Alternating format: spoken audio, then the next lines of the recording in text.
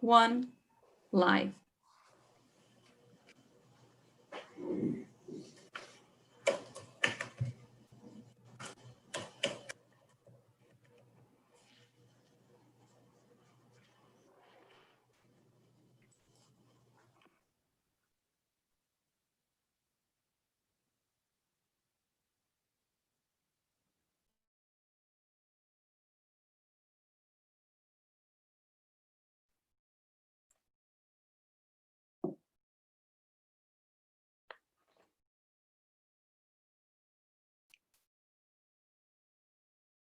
A warm welcome, everyone.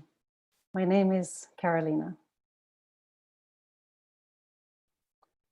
I welcome you to this event, the European Green Deal and Nature-Based Solutions for People, Biodiversity and Climate. This event is hosted by the EU German Presidency, together with UNEP and IUCN.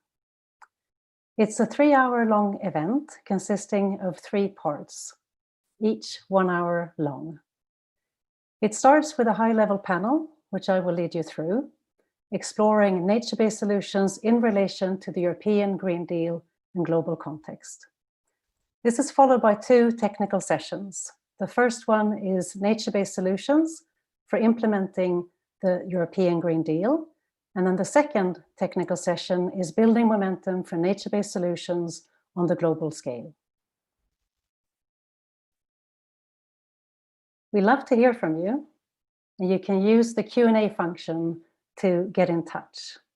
Please note that we will only be able to respond to your comments in the 2 technical sessions. Still, your comments are incredibly valuable to us and they inform our work, so we hope that you will stay in touch throughout the event. So we're about to launch into our first high-level panel and the exciting conversation. But before we do that, I want to say a few more words about the event. So we'll come back to this slide in a moment. This last weekend, the world celebrated the 5th anniversary of the Paris Agreement. And all parties committed themselves again to fulfill the pledges to protect our climate. And at the same time, we know how urgent it is for us to make progress to halt the loss of biodiversity.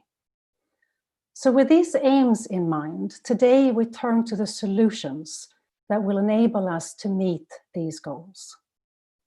We focus on action, and specifically the action to be taken by the EU and the member state in light of the EU Green Deal. While we focus on the EU and the progress that we can make, we know that the world is watching. We know that our actions and our words create ripples. What we do matters. And with that, I am delighted to introduce our distinguished speakers for the first high-level panel. And I will introduce them in the order in which they will speak. First, we have Minister Svenja Schulze. She is Federal Minister for the Environment, Nature Conservation, Nuclear Safety, Germany. Mrs. Inger Anderson, Under Secretary General of the United Nations and Executive Director at UN Environment Programme. Mr. Marius Vachega, Head of Cabinet of Commissioner Sikenvikus, I hope I got that right, my sincere apologies. And Mr. Vachega, he is replacing the Executive VP of the European Commission, Frans Timmermans, who regrets that he's not able to be with us here today. We have Mr. Bruno Oberle, IUCN Director General. We have Mrs. Jutta Guteland, Swedish Member of Parliament of the S&D Group. We have His Excellency Lord Zach Goldsmith, UK Minister for the Pacific and the Environment. He's joining us with a video statement. We have Minister Sergio Costa, Italian Minister of the Environment and of the Protection of the Territory and of the Sea. And finally, we have Minister João Pedro Matos Fernandes, Portuguese Minister for the Environment and Climate Action. And these two, Minister Costa and Minister Fernandes, are also joining us with video statement. So a really warm welcome to you all. We are delighted to have you with us. Thank you for your time and for your presence. Our first speaker on the high-level panel is Minister Schulze, German Minister for the Environment. Minister Schulze will talk to us about nature-based solutions, its potential for people, biodiversity, and climate. She'll talk about what action can look like in the context of the Green Deal, and also in the context of the international arena. So with that, Mr. Schulze, it's a great pleasure to have you with us, and I now hand over to you. Yes, thank you, Carolina. Jutta Guteland, Marius Maskega, Director General Oberle, Executive Director Inga Andersen, ladies and gentlemen. I'm really delighted to welcome you also on this event which the Federal Environment Ministry is co-hosting with IUCN and UNEP. It is taking place as part of the German Council presidency. Nature is our most important ally, supplying our food and our construction materials. Nature provides us with recreational areas and support our health and well-being.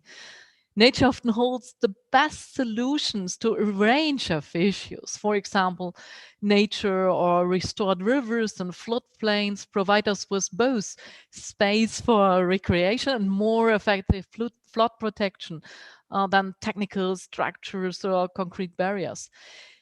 Nature gives us the means to combat the climate crisis and help us to adapt to climate change. And in cities, for instance, with green areas and by greening rooftops and facades. The goal of bringing nature back in our lives is at the heart of the EU biodiversity strategy.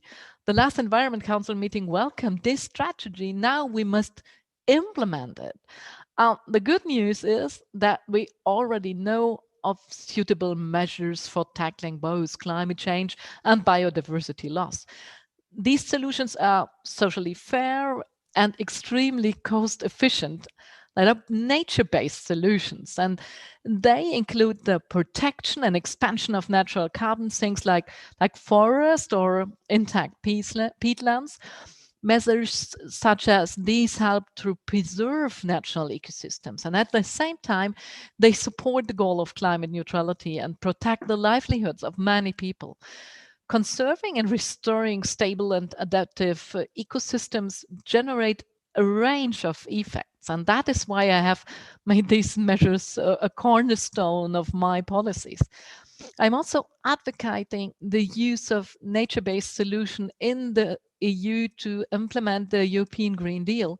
We have made good progress in this under the German Council presidency. For example, with the adoption of the Council conclusions on the biodiversity strategy for 2030, with introduction of a biodiversity quota in the EU budget from 2024 onwards, with the EU process to achieve deforestation-free supply chain in agriculture.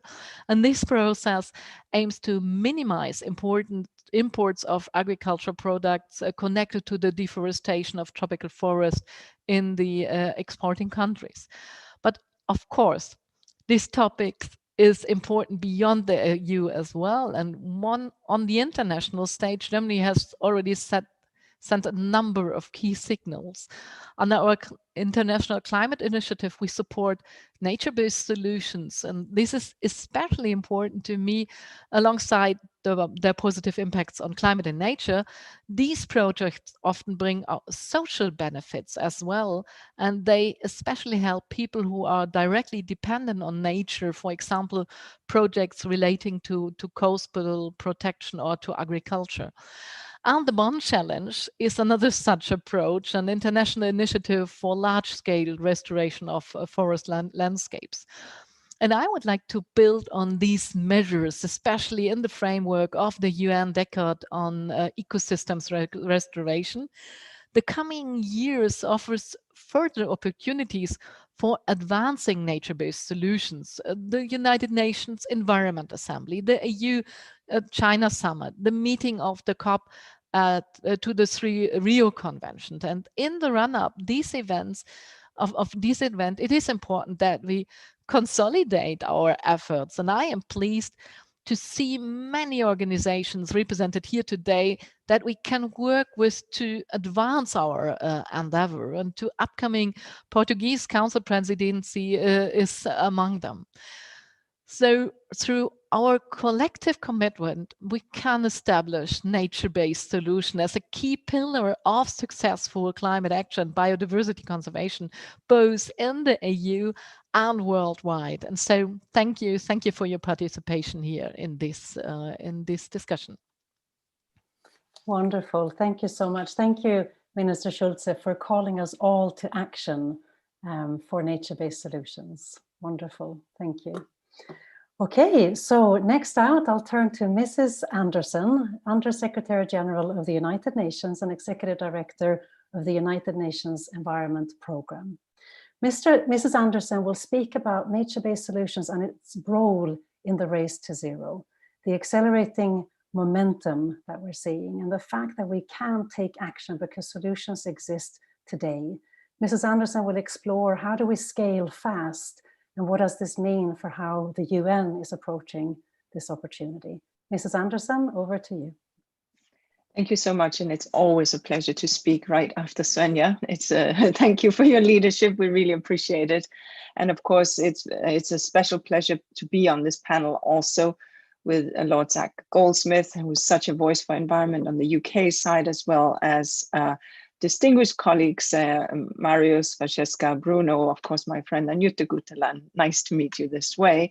And of course, the other two ministers who have kindly left us with video statements. So just to say, look, at this point and the day after, 2 days after the 5-year celebration, I think there's nobody that can be in doubt that the Rio Conventions, they all go hand in hand. You can't take one and pick that and make that the priority. And I think if anything brings it together, there's probably nothing better than nature-based solutions. This idea that investing in, if you like, nature's infrastructure, the natural ecosystems that exist and provide the very underpinning for life on Earth.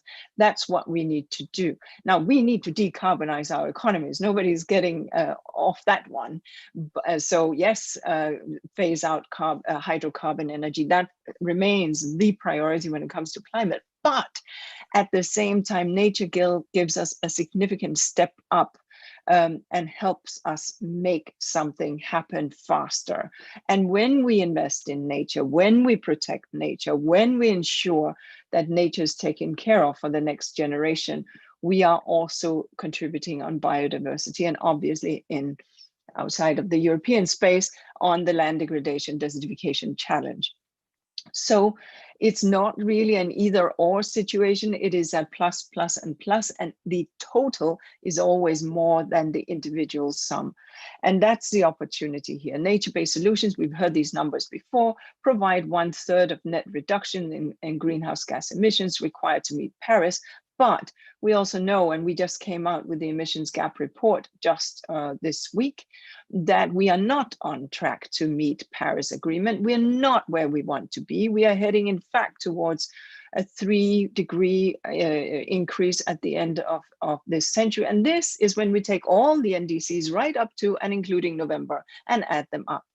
We've done some calculations, and when we look at that, we can see that if then we take people at their words, the Net Zero Club, which happily is growing, EU was first in, thank you, but others have come in, Korea, South Africa, Japan, and China before 2060. And we have, in fact, a total of 126 countries that have made the net zero commitment. When we add the net zero commitment, and then I make a little assumption here that the Biden government will also go net zero, then we get to 2.6 degrees at the end of 2100. So we are not there yet. So what matters now is that we use everything in the toolbox, and that includes nature-based solutions. And here, the decade, while we stretch on the decarbonization, don't get me wrong, because we have to do that. And since we only have 63% of the economies inside the net zero, we need to get the rest in. But if we then, as we heard from Minister Schulze, take advantage of the restoration decade, take advantage of investing in restoring these ecosystems, we are in with a fighting chance. So right now, what has to happen is these countries that have made the net zero commitment, which we celebrate, 126 countries, they now need to make that detailed calculation year on year in the national determined contribution and submit that with a stretch ambition to COP26. That's what we want to see.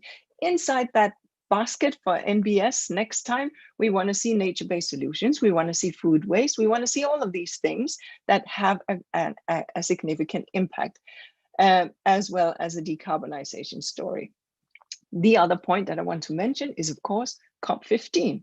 COP15 of biodiversity taking place next year. The timing is still, we're working on it because of the pandemic, obviously.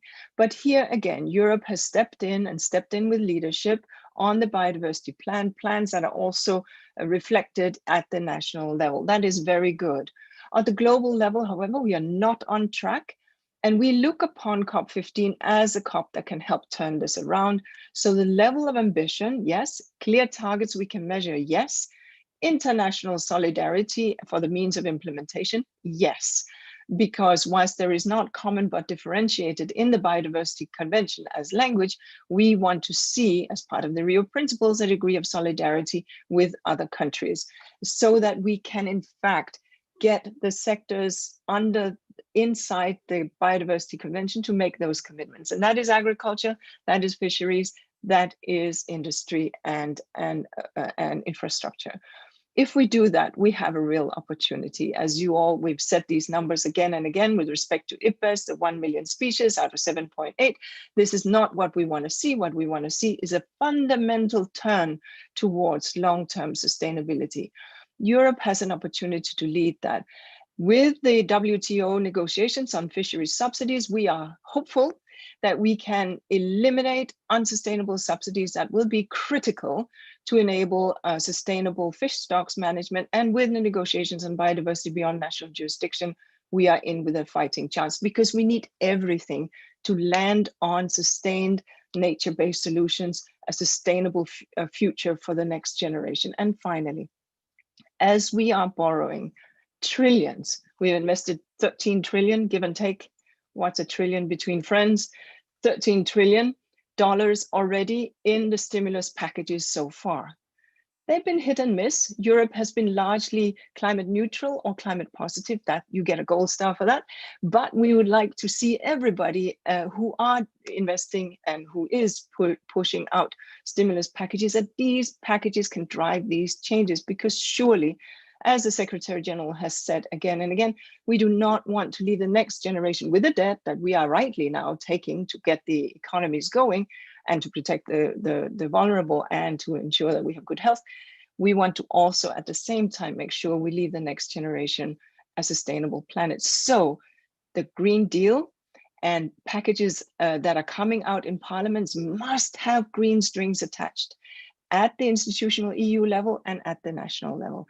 That's what we hope, that's what we're arguing for, that's what the Secretary General is saying, and that's what we at UNEP continue to work with member states on. Thank you very much, Carolina. Thank you so much, Mrs. Anderson. Very, very powerful. Thank you for laying out what's needed to get us on track. Thank you.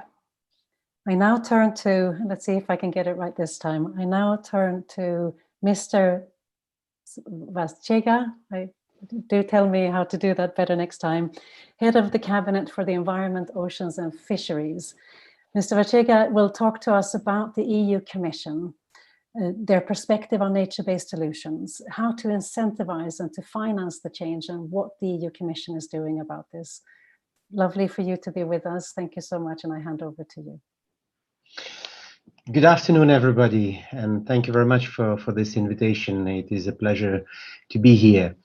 Well, Minister Svenja Schulze made a very good introduction on what the German presidency has been doing on the nature-based solutions within the EU, and Inge Andersen has also explained very well the importance of nature-based solutions and global action.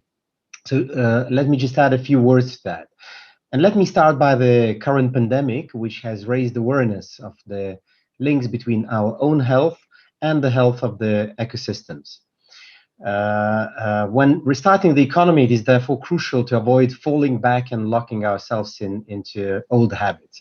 We need to build back better and increase investments not only in technological solutions, but also in nature-based solutions, in nature protection and in nature restoration. The European Green Deal as such brings all key environmental challenges on par and calls for transformational actions aimed at future-proofing of our economy and safeguarding our well-being. And the Green Deal's objectives and principles, they also underpin the EU recovery plan. The EU biodiversity strategy, the farm to fork strategy, the circular economy action plan for 2030, and our climate action towards carbon neutrality, they all provide a compass for a resilient recovery. And nature-based solutions are a common thread through all these policies. We need to learn from them and work with nature. Nature-based solutions are cost-effective and designed for the long term. They simultaneously provide environmental, social, and economic benefits, and at the same time help build resilience. They enable to achieve nature conservation and restoration, but also other goals such as coastal and flood protection, water and air purification, landslide prevention, resilience to drought. They bring more diverse nature and natural features and processes into cities, landscapes, and seascapes. And there is more. They are not only about using natural solutions, but also designing solutions inspired by nature. Observing and mimicking features developed in nature can lead to innovations for more resource-efficient and sustainable use of materials. And finally, investment in natural capital is also an economic opportunity. It has been recognized as one of the most important fiscal recovery policies because of the high economic multipliers and the positive climate impact. So, an important reason why we need nature-based solution is our fight against climate change. Preserving and restoring wetlands, peatlands, restoring rivers, or sustainably managing forests and farmland are all important ways to protect carbon stocks in the land, to remove more carbon from the atmosphere. And nature-based solutions are also needed to adapt to the effects of climate change in a cost-effective way. We therefore include natural sinks and nature-based solutions in our policy framework in an explicit and ambitious way already in 2021. This will come via more ambitious targets for natural carbon sinks or putting emphasis on nature-based solutions in the new adaptation strategy, to give just a few examples. Another important sector where we need to bring back nature is agriculture. The alarming decline of farmland birds and insects, particularly pollinators and natural pest regulators, which are vital for agricultural production and food security, so they must be reversed. Sustainable agricultural practices such as agroforestry, agroecology, integrated pest management, bringing back high diversity landscape features, all these are actually powerful nature-based solutions which contribute to food security and healthy food. As guardians of our land, farmers play a vital role here. This is why it is important to work with the farmers to incentivize the transition to fully sustainable practices and increase the sector's resilience to climate change, environmental risks, socioeconomic shocks. Here, the common agricultural policy is our key tool in managing the transition and supporting efforts of European farmers. So the new CAP will provide for new eco schemes, which must direct a substantial amount of support funding to environment and climate objectives. Maintaining the high green ambition of the CAP proposals is of paramount importance to be able to deliver on the farm to fork and biodiversity strategies ambition. For deploying nature-based solutions, we will also need private investments. The taxonomy, which is part of the Sustainable Finance Action Plan, is a step towards enabling the financial sector to invest into climate neutral, biodiversity friendly, and regenerative economy. Currently, only 3% of climate funding is invested in nature-based solutions, while they could provide more than a third of the overall mitigation effort needed to keep global warming well below 2 degrees. This needs to change. With the further work on the taxonomy, we are hoping to deliver that. So, I'm coming into my intervention, just say that biodiversity is our lifeline and our life insurance. And sustainability is the only viable option for a future in prosperity. Businesses recognize this, and consumer and citizens demand it. The EU, together with 80 heads of state and government, has endorsed the Leaders' Pledge for Nature, launched in the wake of the UN Biodiversity Summit in September. So this is the decade for action. Each year, each choice, each half degree matters. We need to act boldly and urgently to reconnect with nature and build a resilient and sustainable global economy that incorporates nature at its heart. We know what we have to do. The question is, will we do it in the time available? Nature is the timekeeper. There will be no bailouts with nature. Thank you. Wow, thank you, Mr. Ortega. Very powerful. Biodiversity is our lifeline and our life insurance. Thank you for laying out these important areas where action is needed. With that, I'd now like to invite our next speaker, Mr. Oberle, IUCN Director General. Mr. Oberle will speak about the role of Europe, the global standard for nature-based solutions, and how we scale financing now. Over to you, Mr. Oberle. Thank you, Carolina. I would like to thank the German government for co-hosting this important event together with IUCN and UNEP in the framework of their EU presidency. And I applaud the leadership of the European Union for placing natural capital at the center of the European Green Deal, which Ms. Schulze explained so well. I also congratulate the European Union members for not letting the current pandemic crisis diminish commitments towards this deal, incorporating it within the European Recovery Package in July this year. I'm convinced that these decisions set the pathway for Europe in achieving its ambition for the European Green Deal and simultaneously supporting short-term crisis management responses as well as longer-term economic recovery. And the stars are well aligned. IUCN launched its global standard on nature-based solutions also in July this year. The standard is a result of decades of all our hard work in testing and understanding how nature can support our development actions in becoming more sustainable. We are well beyond pilots and small-scale initiatives and already have strong proof of concept with nature-based solutions. Let me give an example here. Forest landscape restoration, a large-scale nature-based solution that is being implemented in 61 countries through the Bonn Challenge. Not only has this led to the restoration efforts for about 27 million hectares of land, it has generated financial flows of around 10 billion of US dollars and generated over than 350,000 jobs in just 5 of the 61 countries. Ladies and gentlemen, the European Green Deal provides us with an opportune research and policy framework to not only mobilize action, but fast-track action on nature-based solutions at large scales. To do so, I want to quickly share 3 key actions. Catalyzing finance and investment instruments to support scaling up of such solutions. The EU Sustainable Finance Platform is a very good step in this direction, but we need more action on public, private, and blended financing instruments that favor nature-based solution approaches to be made available. IUCN is in the process of developing new partnerships with actors from the finance sector, most recently BNP Paribas and Mirova, to support such catalytic moves. Operationalizing nature-based solutions at scale will require enabling policies at various levels.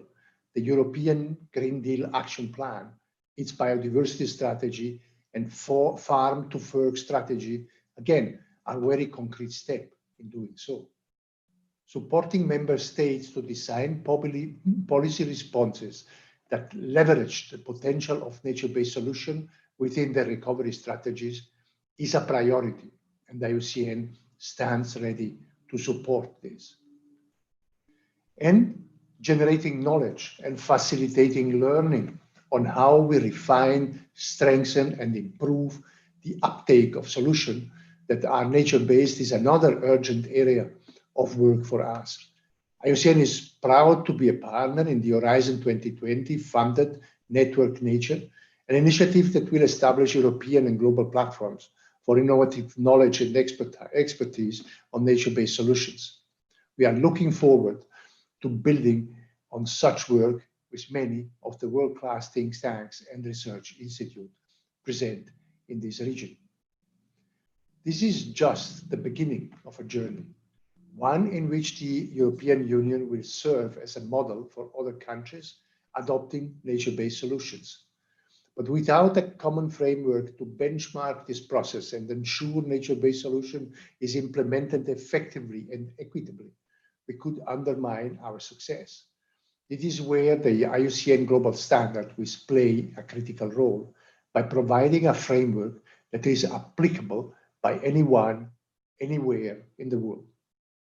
IUCN looks forward to collaborating with all of you here today and stands ready to provide its assistance and advice on how nature offers us the solutions for creating a resilient future, including to the IUCN World Conservation Congress in Marseille next year, where you all are kindly invited. Thank you very much. Wonderful. Thank you so much, Mr. Oberle. This is the beginning of a journey, and it's a very exciting journey, and the EU certainly has a leadership role to play. Thank you. Next, I'm pleased to invite Mrs. Guteland, Swedish member of the European Parliament.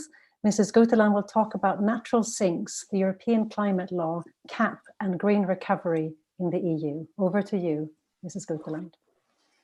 Thank you, Carolina, and thank you also to the German presidency, both for being very committed and engaged for environment and climate during this presidency, but also for this panel here today, of course. And I'm very privileged to take part of this panel. I believe it has been really interesting to listen to the experts and the different views from different institutions and organizations, and I will be very interested to continue to listen to those who comes after me. Thank you so much for giving me this opportunity. And just as we have heard also from the previous speakers, it is clear that climate and nature are strongly interlinked with each other. This means that the Union's effort to combat climate change and protect environment, notably biodiversity, must go hand in hand. We will not succeed with one of them if we fail on the other one, if it comes to the expense of the other one.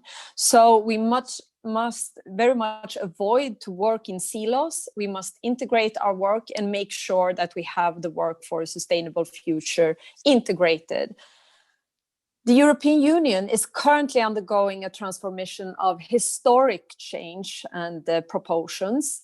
With the European Green Deal launched from the European Commission and its objective to cut greenhouse gas emissions to zero by 2050 at the latest, the European society will undergo a transition of historic proportions. We're going from being a coal and steel union historically to be a climate neutral union. This is really historic, and it is also worldwide something that will lead this world and very important in the era we live in. This transformation brings with us, yes, a fair amount of challenge. We talk about it all the time, but we must not forget that it's also a great opportunity for Europe. It brings lots of opportunities for jobs, better health, and of course, it is for saving our climate. And we must have that in our mind, that the climate policy itself, it's not something negative. It's a great toolbox of opportunities. Naturally, as the cornerstone of the Green Deal, we have the climate law. and its objective for the EU to reach climate neutrality by 2050 at the latest. And it will require transformation in all member states and in all sectors of the economy, but it will also require behavioral and lifestyle change for the citizens. Nature-based solutions are central in Europe's transition toward climate neutrality, both through mitigation effects to climate change, but also by maximizing the potential of carbon sequestration, thereby balancing the CO2 in our atmosphere. Science is clear here. Nature-based solutions are estimated to provide 37% of climate change mitigation up to 2030. However, the positive effects of nature-based solutions will not automatically happen on their own. If we do not act to strengthen our nature-based solution, they will dwindle as our planet becomes warmer. We have already seen that climate change has severe impact on terrestrial, but also marine ecosystem and their possibility to act as essential carbon sinks. The European Union will have to create strong and positive incentives for solutions that can deliver real, tangible results, including large-scale landscape restoration of damaged land types, such as unsustainable managed forest and other high carbon lands, such as peatlands. Naturally, we must act to ensure that maritime ecosystems are protected and function properly. For the time being, the only carbon sink that we can seriously consider as precisely these types of nature-based solutions. To me, it's clear, first of all, we must reduce emissions. That must be our first, second, third priority. But to make it function, we must also, in the same time, develop sufficiently strong provisions that can ensure adequate and satisfactory climate adaptation measures. The European climate law will be a key here. Let's use that. As the European Parliament's rapporteur, I will push for the strongest possible provision on climate adaptation under this legal framework. The Parliament wants to see adaptation strategies and plans that encourage nature-based solutions in order to create an ecosystem-based adaptation that contributes to restoring and preserving biodiversity. Concretely, this means that we must strengthen, for example, sustainable and local agriculture. And that's something to remember when we have the CAP trilogue going on at the same time. We must also strengthen sustainable management of water, boost renewable energies, and ensure that the sustainable development goals are always the center in these policies. I welcome that the Council has underlined the importance of nature-based solutions for climate change mitigation, adaptation, and biodiversity protection. That is really good. And I'm hopeful that we can come to a good agreement on this together. Furthermore, any activities hindering the availability of ecosystem to adapt to climate change must be removed to ensure the resilience of biodiversity and ecosystem service. We simply can't afford to maintain incentives as fossil fuel subsidies or unsustainable farming practices that harm biodiversity and run completely against the preservation of nature and climate effort.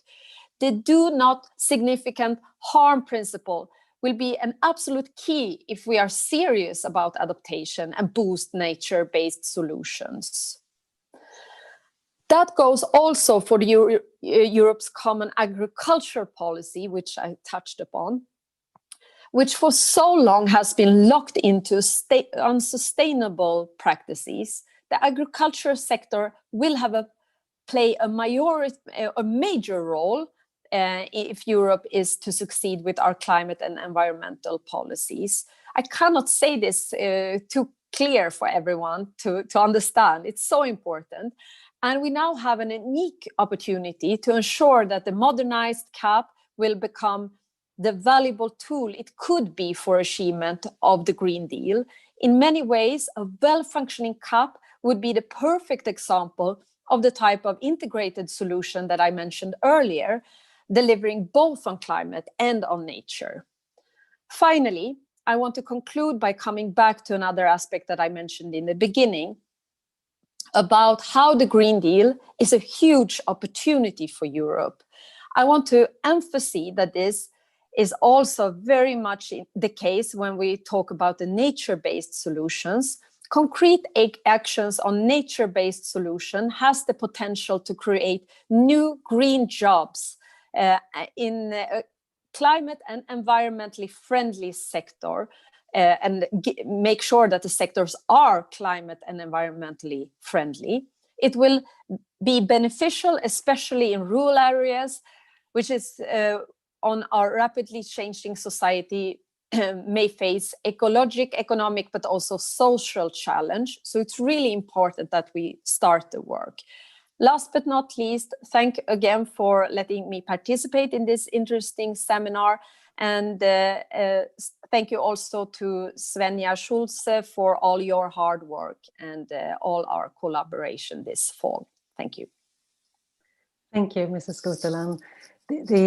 I can feel your energy. It's very exciting. I am now much more looking forward to what can happen with CAP as we align our priorities in this way. And thank you for mapping out this historic shift from coal dependency to climate neutrality.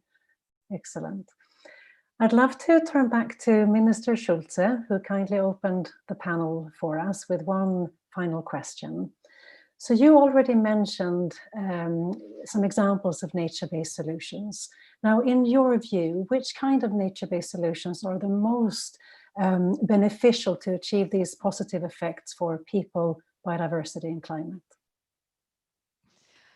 Yeah, thanks, Carolina. You just mentioned it before. Nature-based solutions are very, very important. It is important to help us for conserve biological diversity, and to help us to tackle many challenges for our societies.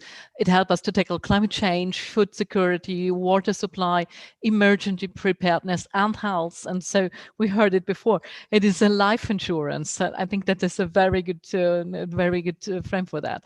But nature-based solutions must be part of a structural change in both in densely populated areas and in rural areas. And Inga and Jutta Guteland said it before, it should not focus on a single ecosystem, but on nature-based solutions that are particularly well suited to positive impact with both biodiversity and climate and the people. I think we need to have that both. And just to have an example for such a nature-based solution, I think peatland conservation is a case in point. Peatlands, cover 3 to 4% of the Earth's land surface, and yet they contain more than 1/4 of the organic carbon stored in the soil globally. And peatland conservation and revetting of peatland soils protect valuable carbon sinks. It is unique biodiversity and previous ecosystem service. So innovative approaches to peatland conservation are implemented and disseminated via our out of Germany's International Climate Initiative, for example, in the Global Peatland Initiative. And Europe has also great potential in this area. In Germany, we are currently drawing up a peatland conservation strategy, and the German government aims to reduce annual carbon emissions from peatlands by around 5 million tons of CO2 equivalents by 2030. We have some pilot projects. We want to test commercial use of revetted peatland soils in the future. So there are, I think, encouraging examples of successful nature-based solution, and we have been striving for these kinds of solutions for a while now with the one challenge I mentioned before, and it is a goal of conserving and restoring forest and wood landscapes. And together, I think together with our partners, we want to play place stronger emphasis on advancing nature-based solution. And so I'm happy that we are discussing that here today. So thanks for that. Wonderful. Thank you so much, Minister Schulze. I mentioned that we have 3 speakers who would have liked to be here today, but were not able to join us. So they have recorded a message for us that we will now listen to. We'll hear the voice of the UK, of Italy, and of Portugal. As you know, these countries play a critical role in 2021, what we hope to be the super year of nature.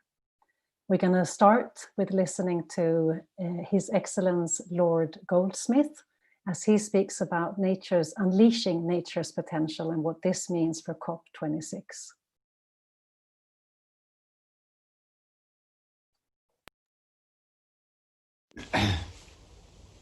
Thank you to the organisers, UNEP, IUCN and Minister Schulz, for hosting such an important event during the German presidency. It's a real pleasure to be speaking to you all today about how helping nature recover can be a major part of the solution to the biggest challenges that we face. Now, this pandemic has brutally exposed our vulnerabilities. It has battered every single economy in the world, and it's claimed now well over 1 million lives. And it is very likely the consequence of our misuse of nature, but we know it will be dwarfed by the consequences of environmental degradation and of climate change. So let us hope that it serves as a wake-up call. Without meaningful action, the world is currently on course for around 3 to 5 degrees of temperature rise by 2100. And the implications of that are almost incalculable. At the same time, we're destroying life on Earth. Each minute we lose around 30 football pitches worth of tropical forests. We've seen a 70% decline in key species since 1970, a mere nanosecond in evolutionary terms. And the ocean environment is being stripped of life just as quickly. For the billions of people who depend most directly on nature, whether the fish in the sea, the free services provided by forests and other ecosystems, these trends are devastating. Ultimately, we all depend on the health of the planet. So for people and planet, reversing this grim trajectory is the principal challenge of our age. Now, to some extent, the technological transition is already happening and far faster than anyone predicted. Zero emissions vehicles are on the cusp of going mainstream, and the cost of renewables has plummeted. But nature has undoubtedly been sidelined, and that needs to change fast. There is no pathway to tackling climate change or preventing poverty and reversing biodiversity loss that does not involve protecting and restoring nature on an unprecedented scale. Nature-based solutions like forests, mangroves and peatlands could provide around 1/3 of the cost-effective climate mitigation required by 2030, while also helping species recover and communities adapt. But despite that, nature-based solutions receive less than 3% of international climate finance. Now, this is why the UK is putting nature front and center of our preparations for our upcoming COP26 presidency. In the UK, we have committed to doubling our climate finance and using much of the uplift to invest in nature. And we're encouraging others to do similarly.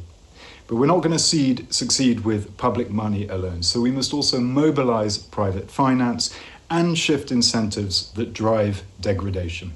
Consider that the top 50 food-producing countries pay out $700 billion in often destructive land use subsidies every single year.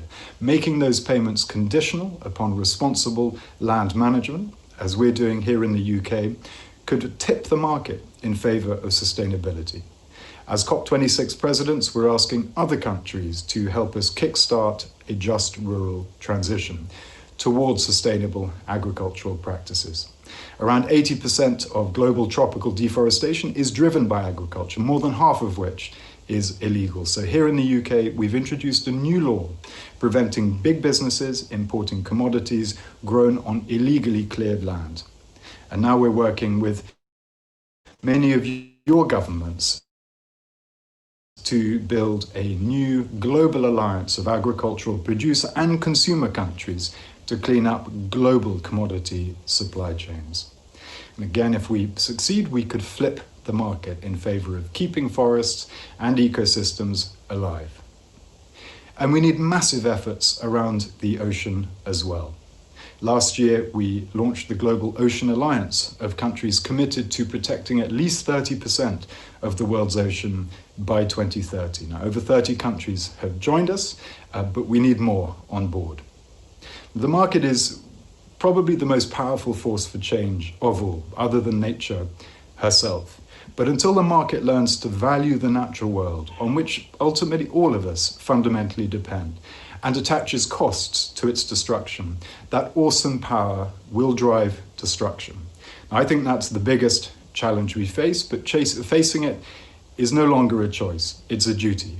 Now, at the end of September, the world gathered, virtually this time, for the UN General Assembly. Over 80 world leaders and more than 50 non-state actors have signed up to an ambitious Leaders' Pledge for nature. And I'm particularly grateful for the excellent cooperation we've had with the European Union in bringing it about and strengthening the language. But the real challenge is turning those powerful words into action. Thank you very much. La pandemia.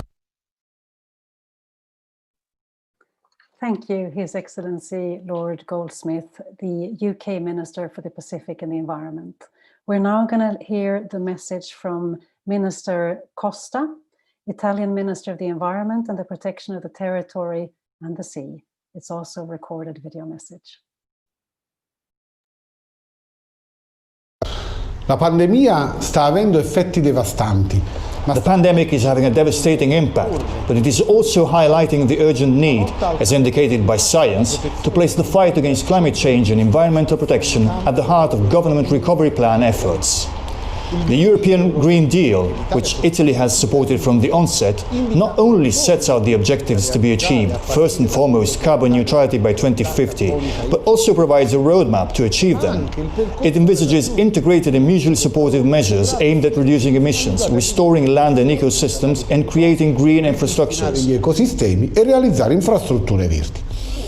I piani di recupero nazionali che beneficeranno. National recovery plans will benefit from Europe's major reconstruction plan, Next Generation EU, and will be required to earmark over 1/3 of the funds for green spending. As emphasized in the European Biodiversity Strategy, nature-based solutions can be implemented in a variety of contexts and ecosystems, such as forests, wetlands, seas, coasts and soils, as well as agriculture and urban areas. They can be highly beneficial in addressing climate change and increasing resilience of local areas and communities while preserving biodiversity. Dei territori e delle comunità e al tempo stesso alla conservazione della biodiversità. Le soluzioni basate sulla natura. Moreover, nature-based solutions can create new jobs and foster low-carbon economies by integrating biodiversity protection targets into social and economic development. In many cases, they have already proven to be more efficient and cost-effective than traditional solutions, which often lead to negative impacts in terms of increased emissions, landscape degradation, and lost species and genetic diversity. To mention a successful example, Italy has established buffer strips and phytodepuration systems, carried out adaptation actions to preserve coastal areas, and implemented wetland restorations, urban reforestation, and sustainable forestry initiatives. Al restauro delle aree umide, agli interventi di riforestazione urbana e di forestazione sostenibile. Peraltro, ripristinare le condizioni. Restoring healthy ecosystems also means recreating an essential precondition for the health and well-being of people and communities. Italy is planning to plant millions of trees over the next 3 years, with an investment of 30 billion euros as part of the rollout of a large-scale urban reforestation program. Our goal is a complete overhaul of urban centers to make them more resilient, green and accessible to all. Urbani per renderli più resilienti, verdi e fruibili a tutti. Le soluzioni basate sulla natura. Nature-based solutions are becoming increasingly central in next year's environmental and climate agenda, starting with the COP on climate and biodiversity. From our side, we will leverage our presidency of the G20 to explore the question of making urban centres more resilient and livable. This is an area where nature-based solutions can help combine emission reduction with enhanced adaptation, since they contribute to halting biodiversity loss, improving air quality, regenerating housing and ensuring positive effects on health. Migliorano la qualità dell'aria, aiutano a riqualificare l'edilizia assicurando ricadute positive sulla salute. Il rapporto tra The relationship between biodiversity and climate will also be at the core of our preparatory action towards the COP26, in which Italy will be a partner of the UK and will organise the pre-COP and the Youth for Climate, an innovative event dedicated to young people, which will be held in Milan from September the 28th to October the 2nd next year. 2021 will be the year to start building back better after the pandemic. It will be marked by key events to progress on environmental protection and climate action. 2021 will therefore be a crucial year to change the paradigm of the planet. Il paradigma del pianeta.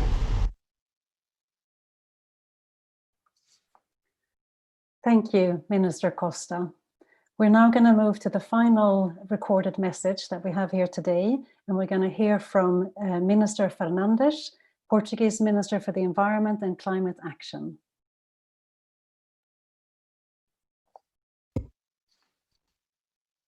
Dear colleagues, ladies and gentlemen, I would like to start by congratulating the German presidency, the IUCN and the UNEP for organizing this high-level event, which gives the opportunity to reflect on the creation of a continued momentum for nature-based solutions and demonstrate its potential. In the EU Green Week, experts underline that protecting and restoring nature can stimulate recovery in a post-pandemic world, create jobs and sustainable growth, and help us to build a healthier and more resilient society. It is within our grasp to build a sustainable economy that does not destroy our life support systems, but instead protects, restores, and heals them. Nature-based solutions provide a win-win way forward for both nature and climate. By restoring nature, we can mitigate and adapt to climate change at the same time. Thus, NBS are essential to achieve the goals we have committed to on climate and biodiversity, and also for the implementation of the United Nations Sustainable Development Goals. To make the European Green Deal succeed, it is critical to assure the involvement and commitment of all stakeholders. We are aware of their importance in the design of new game-changing policies like the ones the European Green Deal is bringing to Europe. We need to halt biodiversity loss while we make the shift to a greener economy. These are top priorities for European citizens. In this sense, the Green Deal can be the opportunity to deliver a lasting change towards a sustainable economy, as long as we keep citizens and its driving force, but it is necessary that the Green Deal driving force is mainstreamed across policy making within the EU and also in all our external policies and development cooperation. The Portuguese presidency looks forward to addressing these issues in a comprehensive way. By developing some of the strategies and initiatives foreseen in the Green Deal, at the same time when Europe defines its path towards recovery. During our presidency, we will continue the work to build a strong European position on the preparation for the CBD COP15 in Kunming, and we will develop work for CBD subsidiary bodies, highlighting the post-2020 Global Biodiversity Framework, which sets 2030 targets and 2050 goals for the conservation of biodiversity, the sustainable use of its competence, and the fair and equitable sharing of the benefits arising from the utilization of genetic resources. The Portuguese presidency will actively support the implementation of the necessary actions to fulfill European and global biodiversity commitments and the development of mechanisms to promote the measures contained in the EU Biodiversity Strategy for 2030. With our joint efforts towards a recovery where the potential of nature-based solution is explored, we will contribute to promote EU leadership by example. Thank you.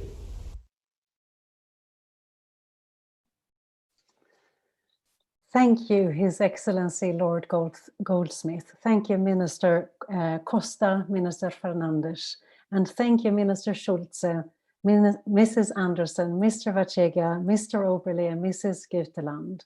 You have painted a very clear picture of what's at stake in 2021 and the action that we need to take to get there. It's a very inspiring ambition that you're laying out, and we can certainly feel the excitement and the potential. 3 things are clear. Nature-based solutions need to be better integrated into European policy. Second, these policies need fast operationalizing to deliver the EU Green Deal. Finally, we need to join our efforts for nature-based solutions on the international agenda. Key to progress is to unlock the investment required. For the EU, this means providing an enabling environment. The EC and EU member state must lead by example by strongly integrating nature-based solutions into all relevant policies with a special focus on climate action.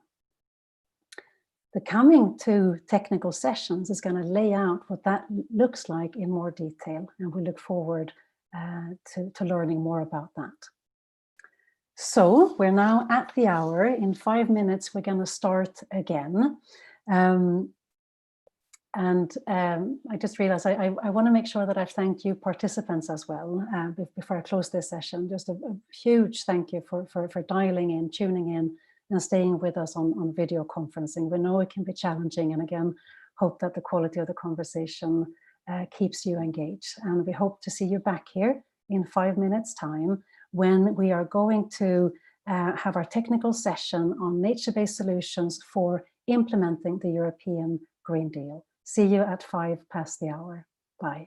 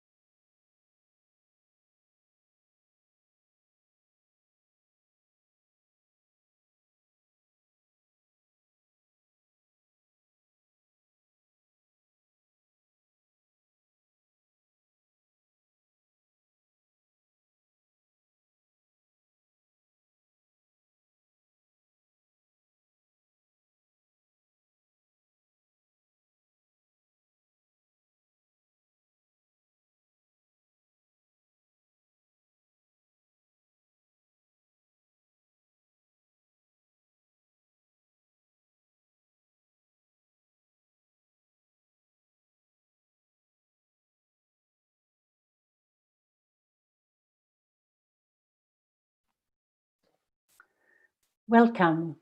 We will now continue with the second part of our event, which involves two technical panels, two expert panels.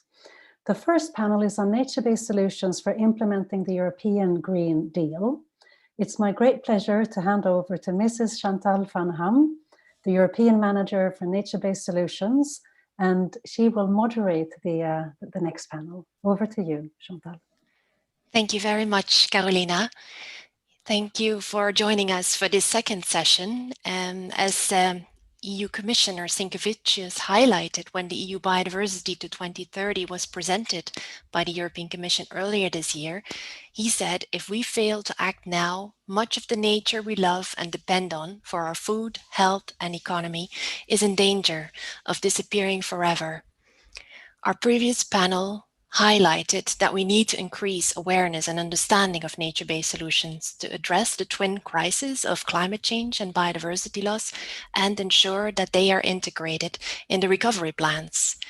This panel session will highlight how implementing nature-based solutions and making natural capital truly part of the European Green Deal can realize the systemic changes we need to achieve our ambitions for a sustainable future. I'm very pleased to introduce to you a distinguished panel of experts consisting of IUCN staff, members, and partners, and I will introduce them to you one by one before I give them the floor to make their intervention. But before I do, I'd like to remind you that you can leave your questions in the question and answer box throughout the session, and we will use the time that remains after the interventions to answer, hopefully, some of your questions. So with that, I'd like to start with our first speaker for this session, and that is Radhika Murthy, IUCN's Director of Global Ecosystem Management Program, and she leads IUCN's work on ecosystem-based approaches, agriculture, and the Red List of ecosystems. Most recently, she has led the design and consultation processes for developing IUCN's global standard on nature-based solutions. Originally from Fiji Islands, Radhika has a background in forestry science, conflict management, and social learning. So thank you very much, Radhika, for joining us today to share some more insights in the IUCN Nature-Based Solutions Standard. Over to you. Thank you, Chantal. And thank you, everybody, for joining us. So for IUCN, the journey on nature-based solutions actually starts with having a very clear definition of what it is and what it's not, especially because open-ended concepts become very challenging to implement. So simply put, these are solutions that rely on healthy ecosystems, which can produce goods and services for people, but without harming nature. And this is especially important because many of our implementers will come from the non-conservation sector or the non-natural resources sector. And this also led to the development of a global standard. During that development process and during those two public consultations we did, requests from future users were very clear. First, for IUCN to provide clear and practical guidelines or guidance that can help with implementation. And second, to avoid a rigid threshold system that may be counterproductive to the uptake and accessibility of nature-based solutions. Therefore, the standard is actually designed as a facilitative tool with an incremental approach along a scale of insufficient, partial, adequate, or strong. It guides the user in what has been achieved and where we need to take action to address gaps and shortfalls. Three main uses of the standard have emerged. First, informing the design of solutions. Additionally, supporting decision-making for financing and investing in such solutions. And thirdly, informing the scaling up of impact of these solutions. As our Director General mentioned in the earlier high-level panel, the European Green Deal sets a very strong foundation for member states to take action on nature-based solutions. this framework can help us leverage the standard and really work at a level where we can get the designs right, we can catalyze financing and investments, and we can operate at scale. So now briefly on the content of the standard. It has 8 criteria which are interconnected. Criterion 1, like any solution, the basis should be a well-defined problem. And in this case, it is the societal challenge that is being addressed. Criterion 2 is about the spatial scale, the landscape or the seascape, that broader landscape or seascape that you're working with, looking at risks and opportunities that may have immediate or eventual impact on your intervention. Criteria 3, 4, and 5, these actually correspond to the sustainable development pillars: environmental sustainability, social equity, and economic viability or feasibility. However, it is unrealistic for us to expect a triple bottom line win each time. Therefore, criterion 6 is about decision-making and balancing, trade-offs and choices that need to be made for short-term and long-term benefits, and ensuring that these decisions are actually made in ways which are transparent, which are equitable and inclusive. Criterion 7 is about adaptive management, facilitating continuous learning about the system-wide processes and changes, and being able to adapt our solutions to respond to such changes. And finally, criterion 8. The true potential of nature-based solutions is recognized or realized through its long-term implementation. Looking at policy or regulatory frameworks where solutions can be embedded, connecting them and linking them to national targets or international commitments a country may have. These actually help us enhance the mainstreaming and sustainability of such solutions in the long term. So here we have a robust yet practical framework as a common basis for all of us to work together and truly leverage the potential of nature-based solutions in Europe. And IUCN looks forward to working with you in doing so. Thank you very much. And thank you, Chantal. Back to you. Thank you. Thank you very much, Radhika, for giving us these insights in the nature-based solutions standard, and also how different actors around the world can benefit from that standard to upscale nature-based solutions, which aligns very well with the objectives of the European Green Deal. So that brings me to our next speaker, Mr. Eduardo Carcajeiro, who is advisor of the Secretary of State for Nature Conservation, Forests and Territorial Planning in Portugal. He will also be the European Council Working Party Biodiversity Chair when Portugal takes over the EU Council presidency next year. He will also lead the Portuguese delegation for the next Convention of the Parties for the Convention on Biological Diversity. Mr. Carcajeiro has an architect degree with a focus on territorial planning and a Master of Science in Environmental and Protected Areas Management. He worked as Natural Park Director and Environment and Sea Director in the Azores Islands regional government, but he also worked in the European Commission in the research as well as trade area and with UNESCO and UNDP. I will hand over to you now, Mr. Carcajeiro, to share your insights in how Portugal develops and implements nature-based solutions and how biodiversity and ecosystem restoration are integrated in national programs. Thank you very much, Chantal. I will start already by sharing my presentation. I hope you can see it already. Yes?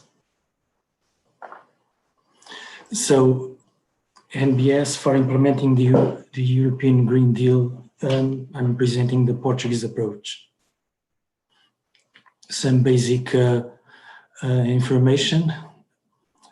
NBS are about ecosystem restorations, are about specific ecosystem related approach, are about infrastructure related approach, ecosystem-based management, ecosystem protection. Nature-based solutions supports major EU policy priorities, in particular the European Green Deal, the European Biodiversity Strategy 2030, and the EU Adaptation Strategy to Climate Change. It's a way to foster biodiversity and make Europe more climate resilient. Also, the United Nations identified the period 21-30 as a decade dedicated to restoration of ecosystem, and you identified restoration as one of the central and most ambitious aspects of the 2030 biodiversity strategy. And in Portugal, which frameworks support our approach? You can see by the slides, the European ones, the international ones, and then the national strategies that we've been building upon these international frameworks. This is in the ocean and sea area. But also we have the national strategy for nature and biodiversity 2030 that builds on the sustainable development goals, builds also on the EU strategy 2020, and is going to be updated on the 2030 EU biodiversity, builds on the Nature 2000 and on the Aichi targets, of course. But what examples and outcomes have I brought to you? Well, we have the incentive schemes for circular economy startups and also for networking. This is examples that I brought it from my country. We have the recovery plan for forest landscape restoration, which is a nature-based climate change mitigation strategy for wildfires restoration, and social pilot project for small islands. We have ocean blue economy startups building on existing nature microorganisms, algae, and a very important sector in our blue economy. Also examples from water, rivers, inland and transboundary freshwater recovery projects. We have different projects approaching these topics. Also doing on coastal and dunes by the seaside.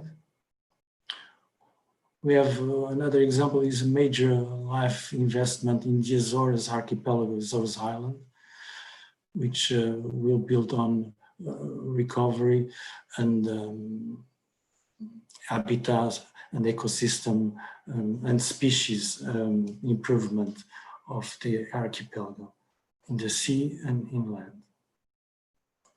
Another example I brought to you is the European Network of Long-Term Ecological Research, which is organized in Portugal by SPECO, and it works in several spotted areas across Portugal. Here I brought the example of the Quercus suber tree habitat.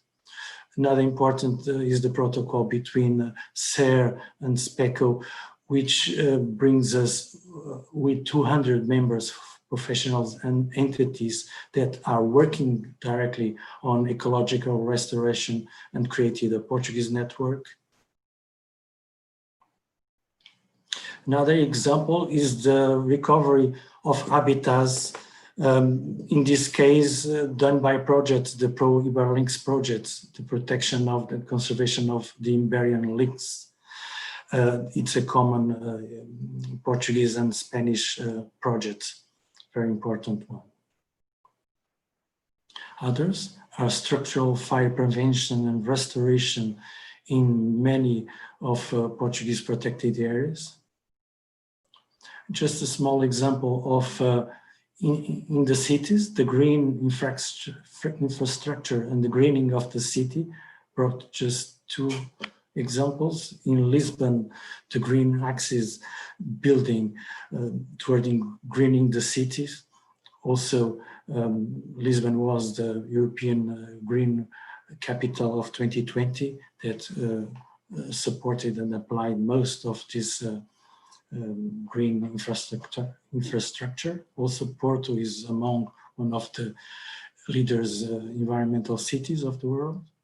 And in conclusion, with these examples I brought you, it's our approach is detailed in these keywords: diversification of outputs, public administration and public funding, best practice projects in ecosystem restoration, biodiversity plus climate change synergies, networking and networking between researchers, administrations and enterprise, important social pillar, important environmental and natural capital pillar, economic and circular economy pillar, young and fresh entrepreneurship startups to apply these concepts, and civil society involvement. This is the examples I wanted to bring. Thank you for your attention. Thank you very much, Mr. Carcagero. It is impressive to see this overview in which you highlighted many examples, but also national strategies and policies, as well as cooperation with some of the key actors within your country. We realize that this very short intervention doesn't do justice to all the fantastic work that is happening in Portugal, but we do hope that we will be able to share more of these experiences in future events and dialogues. Thank you. Then I would like to move on to our next speaker, Mr. Philippe Tulkens, who is Deputy Head of the Unit Climate and Planetary Boundaries in the Research and Innovation Directorate General of the European Commission. This unit in the European Commission manages the programming of EU research and innovation activities and contributes to relevant research and innovation policies in the areas of climate, biodiversity, natural disaster risk management, and environmental observation. Mr. Tulkens has worked on accelerating clean energy innovation in the context of the Energy Union in his previous position and as policy assistant to the Deputy Directorate General of DG Research and Innovation. He holds a PhD in climate physics and worked throughout his career at the interface between climate change and policies in academic institutions, for the Belgian government, for the chairman of the IPCC, and since 2006 for the European Commission. I'm very pleased to give you the floor, Mr. Tulkens. Thank you very much. I will set my camera here. So first I want to thank the organizer for this event, and in particular the German presidency to the importance it gives to nature-based solutions, which are indeed very important in this moment. I will not repeat what we heard before. It's very clear that nature-based solutions are now arriving at the core of the European policy agenda. This is a major development, and as we all have seen, the pandemic has added a new emphasis on the role of nature for human health and well-being, and it has increased the awareness of the other long-standing crises facing our planet, those of climate change and biodiversity loss. These interrelated crises make research in NBS even more critical. And I insist on that. It's not because the solutions now start to be implemented that research should be reduced. To the contrary. The EU, as said before, has invested in these solutions since a while, and that has helped developing the concept and its testing, demonstration, and in promoting NBS. But as a result, there is now a greater inclusion of NBS across EU policies. But we can still do much more, and we will have to do much more. It's clear that also you heard it before that in the Green Deal, NBS are present. They are also at the heart of the EU recovery plan as Europe's new growth strategy for the next generation. This is very important to see the Green Deal as the new growth strategy of the EU. This is the official declaration. And it needs to happen as declared. In terms of the recovery plan, of course, this will depend mainly from what the member state put in their recovery plan. The EU can propose, but the EU member state decide. And they can, as we heard, some are envisaging to give a good space to NBS in their recovery plan. this is really welcomed and in the spirit of the Green Deal. Another initiative I can go about is the upcoming revision of the EU adaptation strategy, adaptation to climate change.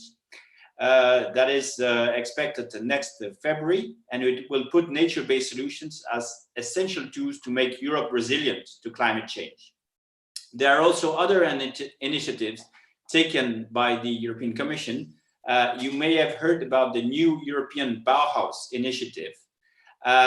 You know, the Bauhaus is historically, of course, which is a major heritage with great thinkers there, but the new Bauhaus initiative, of course, wants to fit with the current needs in terms of sustainability, notably.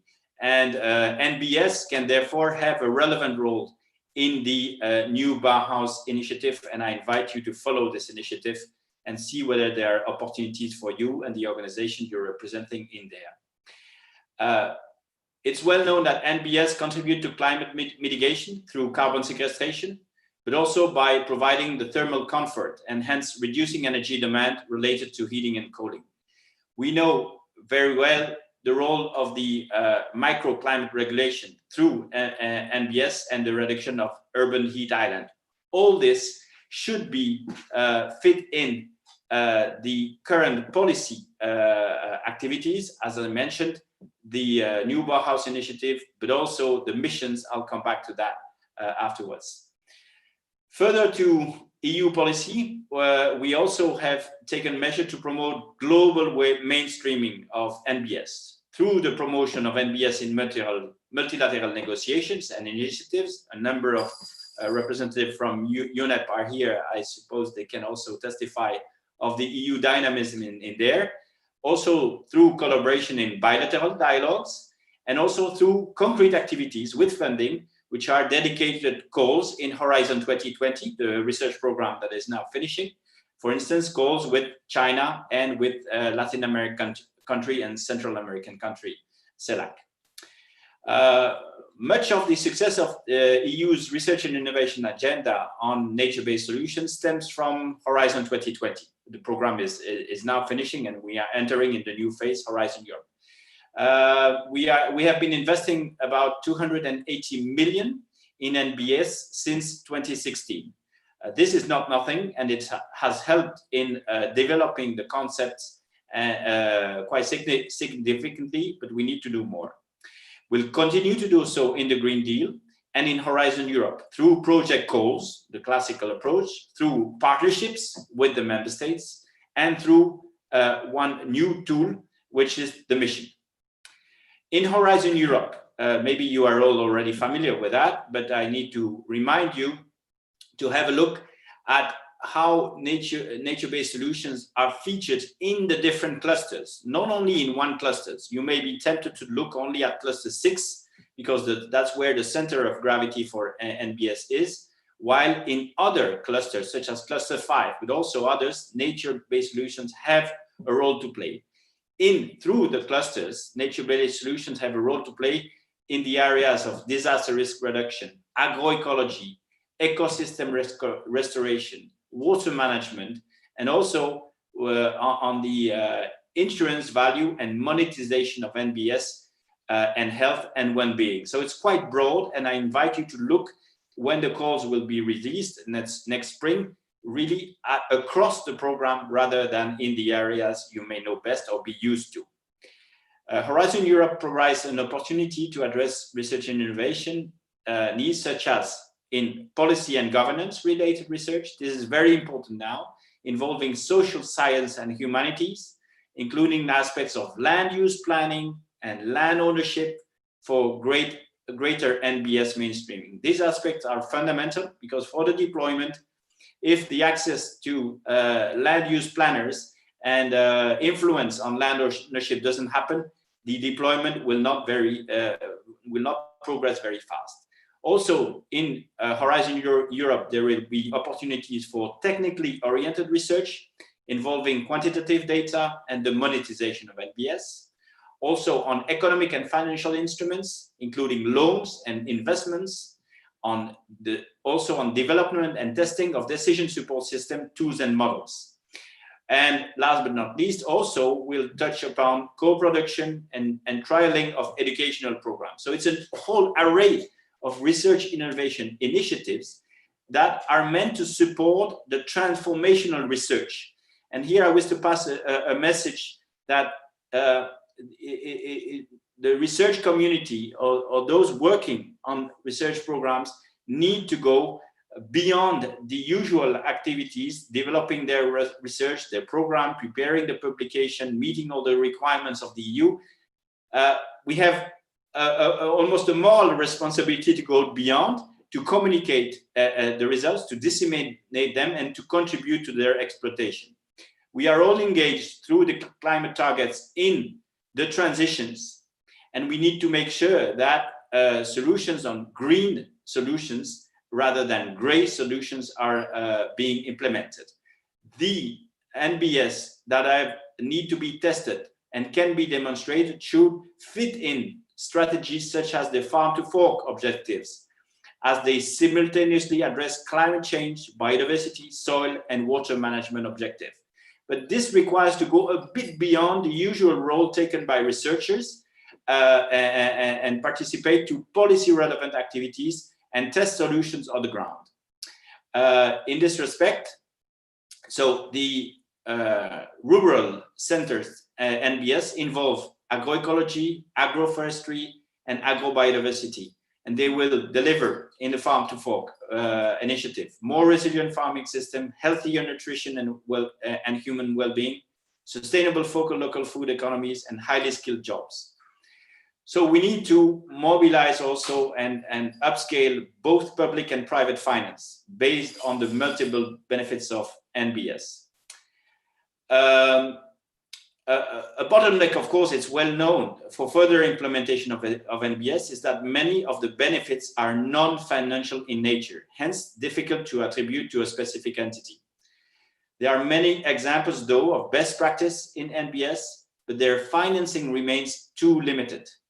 NBS should be scaled up in size and number and their market potential harnessed if their value needs to be fully recognized, the potential trade-offs need to be better understood and accounted for, and proper investment mechanisms need to be put in place specifically for NBS.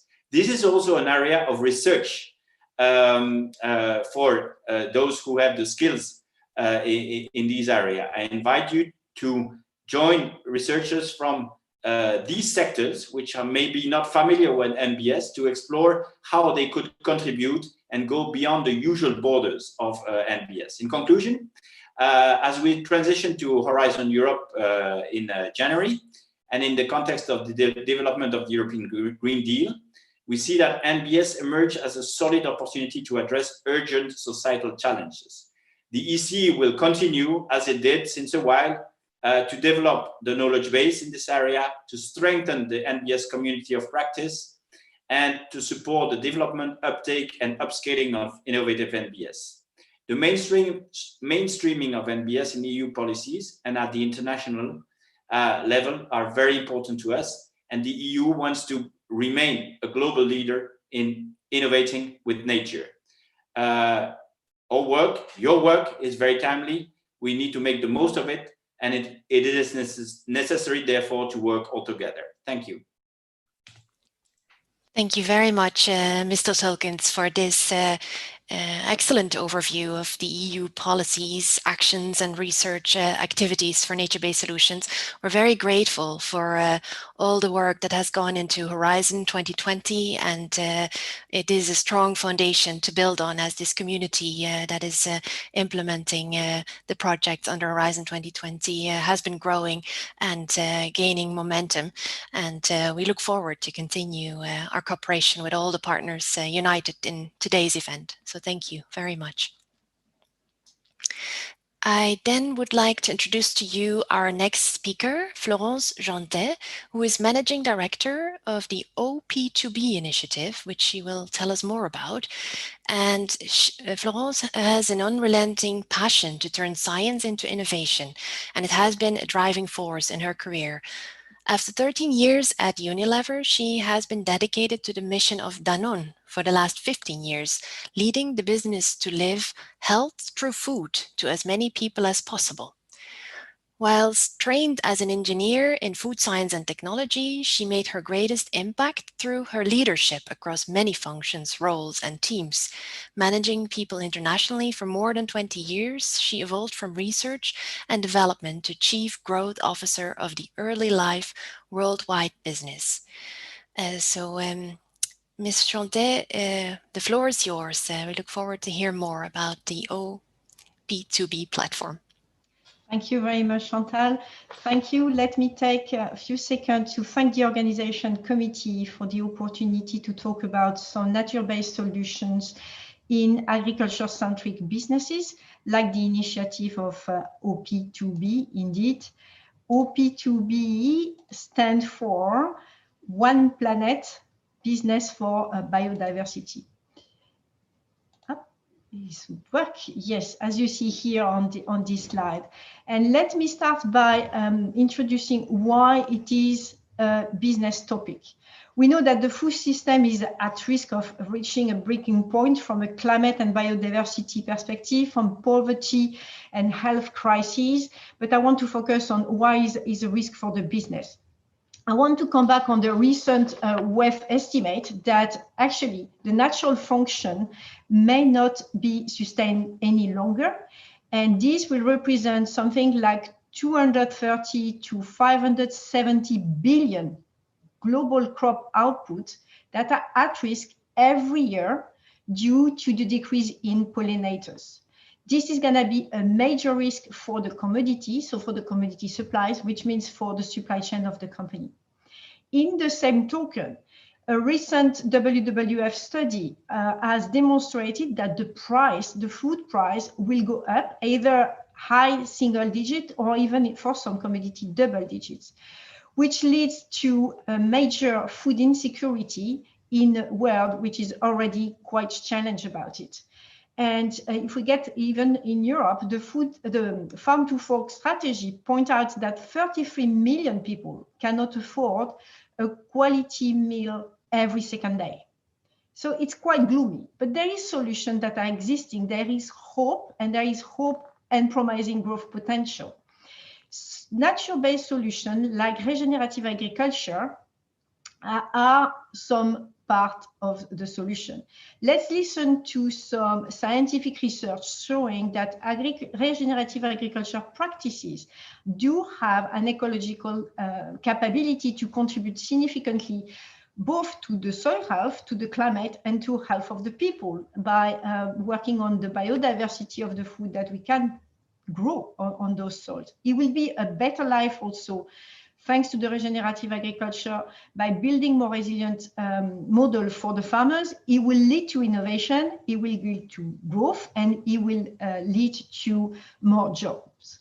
So that's a reason why facing and recognizing all these risks, even before the COVID crisis, and to prevent those risks, to adapt faster and capture the growth potential, some agriculture-centric companies that you see here have been overcome their competitive issues and decided at CEO level to unite their forces to accelerate the transition on their solutions.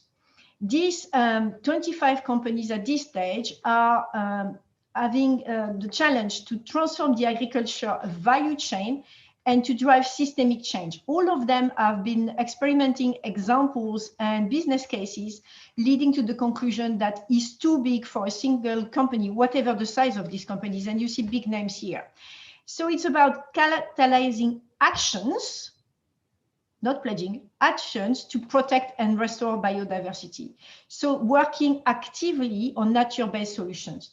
The way we have decided to do that collectively is to focus on 3 areas of nature-based solution. The first one is to scale up regenerative agriculture by improving the soil health, the farm biodiversity, and the farmer livelihood. The second one is about the product biodiversity, which is very challenging on a pre-competitive manner for these big companies. It's about cultivating and making this biodiversity consumer friendly. is of course about making this supply chain very transparent to make sure that we can trace what we are selling. It's about monitoring the biodiversity and raising awareness for the public. And the third pillar is working collectively on high-value ecosystem, which will be a little bit counterintuitive when you come from the business, but when you understand what is the role of the ecological services into your agriculture supply chain and what is the risk, as I mentioned a few seconds ago, you understand why these companies do believe that working on avoiding conversion and developing action on restoration is absolutely essential. So this is what we are doing in OP2B, One Planet Business for Biodiversity. We have been working on the commitment of the companies. These commitments going forward are step by step going to be disclosed, and we will wrap it up together, obviously, before the important events of next year. We are also collecting compendium of actions, so which is the sum of the actions that has been taken so far, and we are working between ourselves on organizing a transversal action as we are talking about systemic action, nature-based solution actions, of course. But we cannot do it alone. And we need, and I cannot restrain myself to address this audience here, for the legislator, we have a really important role, or we need important role of the legislator, sorry, to support our action. The first one is actually to qualify nature-based solutions and to position regenerative agriculture as one of these nature-based levers for the climate and biodiversity recovery in the European strategy. The second element that will be essential is actually to get into common languages and unified, simple assessment framework for the company to be able to impact. So to be able to define nature-based solutions, quantify them, and bring them into action through biodiversity, through the recognition of the soil health status as well. And it's all about scaling up and accelerating this transition. The subject has been touched very recently in the previous talks and in the previous panel as well. It's about recognition of the actions at different levels. We need the recognition and the incentive at the farmer level, at the private level, and at the public level. At the farmer level, we will need to shift the regenerative agriculture practices, which means need incentives, and we need different and innovative framework or environment to be able to move. Blended finance and innovative output-based financing mechanisms, and we can talk about, for instance, the carbon bonds would be a way to finance this transition. When we talk about the private sectors, so all these companies, it would be very important that we start engaging ourselves in changing the frameworks of the return on investment definition to take into account the risks related to the biodiversity loss and consequently the effort that the companies are putting into the deployment of nature-based solutions. And equally on the public sectors, the recognition and the quantification of the externality of in agriculture, notably through the adoption and the promotion of the guidelines for accounting and again, monetizing the carbon sequestration in soil for agriculture-related private sector will be essential for all of us.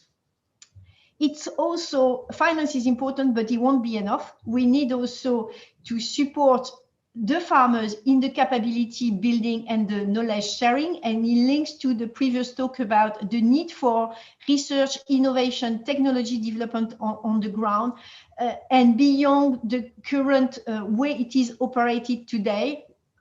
We need to work private, public, research in the labs, but also research in the field with the farmers to find the nature-based solution and the best one. And it's going to be complex because by definition of the topic, it would be depending on the different location, it will be depending on the different commodities and where you are in the value chain. And nothing will happen without taking also consumer with us. So an important work to land nature-based solution, which is absolutely essential. I just want to take a few seconds here to really conclude by recognizing the importance of the Green Deal as a framework of operating. The European legislators here have a fantastic opportunity to lead the way globally for such transformation, a very tough challenge to address the discrepancy at national level, at local level. But we know it's possible, and let's Europe show the way for this nature-based solution to inspire the rest of the world. It has been done in the past, and I have no doubt that it can be still done. So please join us all together in this movement to make it happen for our best collective future. Thank you. Thank you very much, Ms. Jantet, for this very clear presentation and also this very inspiring partnership for action that brings together, I think, many of the aspects that were mentioned also by previous speakers, and how we can look across the value chain at the different levels of action that are needed. I'm sure there is a lot of interest in learning more about it, and we hope that that this conversation can continue, and that we can also help in strengthening this work that you're doing, and in such an important sector in the economy, but also for society and all of us. So thank you very much. Then I'd like to introduce to you our next speaker, Mr. Gilles Lecuir, who is project manager at the Regional Agency for Biodiversity in the Paris region. He is an expert in urban ecology and public policies. Since 2010, he has also ran the National French Capital of Biodiversity Award for municipalities and local authorities, a very successful initiative that has been leading to strong action for nature in many cities around France. He devotes part of his spare time to the photographic observation of flowering insects, to the French Advocacy Association, Humanité et Biodiversité, of which he is a director, and to the French-speaking development of the international network, The Nature of Cities, of which he is vice president of the French branch. The floor is yours, Mr. Lecuir. Thank you very much, Chantal. So here it is. So I'm not an expert on European policies, but rather a specialist in French local authorities through that French Capital of Biodiversity Award, which I've been running for 10 years now. And it was launched as a live program and has continued since. So thanks again to EU fundings. Since 2010, this competition has enabled us to identify, promote, and disseminate good practices in metropolitan areas, towns, but also villages. Among them, I have selected 5 examples of nature-based solutions for adaptation to climate change, especially risk reduction. Sorry, here it is. To deal with the increasingly frequent and intense heat waves, Greater Lyon is implementing a canopy plan coupled with a sponge city plan. The objective is to increase the surface area covered by the shade of the trees from 27% today to 30% in 2030. And to provide water to these trees during a heat wave in order to benefit from the additional cooling effect provided by evapotranspiration. 70% of the plantation effort has to be supported by private owners. So this therefore requires a general mobilization. And in Rennes, a new urban park has been created in the heart of the city, intended as a flood expansion area, a nature reserve, and leisure activities. It is a very good example of multifunctionality of urban green infrastructure. And for more than 10 years, the city of Paris has greatly developed the protection of its drinking water resources, which it will seek up to 140 kilometers away, with farmers in catchment areas, of course, but also by managing the rights of way of its aqueduct, which form important ecological continuities from rural to urban habitats. In the north of France, the erosion of agricultural soils during thunderstorms is already causing mudslides, dangerous for people and with costly consequences. And we know these thunderstorms will increase in the future. This is why Maubeuge recreates hedges and grassy strips with volunteer farmers to protect local residents and obviously restore agroecological infrastructure, welcoming to crop auxiliaries. And last but not least, coastal erosion is a huge problem, especially for the French overseas tropical islands.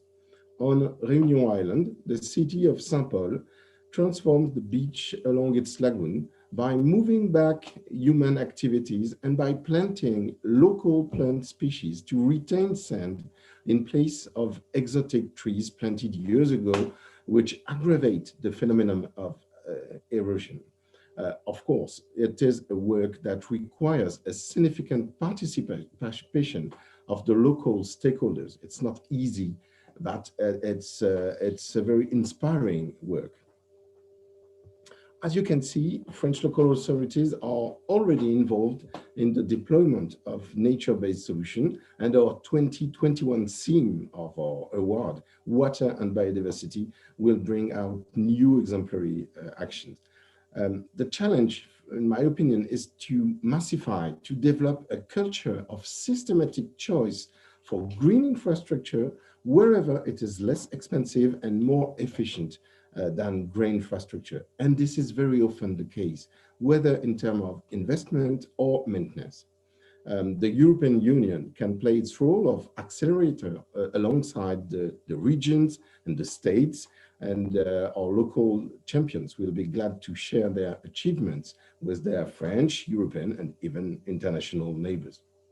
Thank you. Thank you very much, Mr. Lecuir.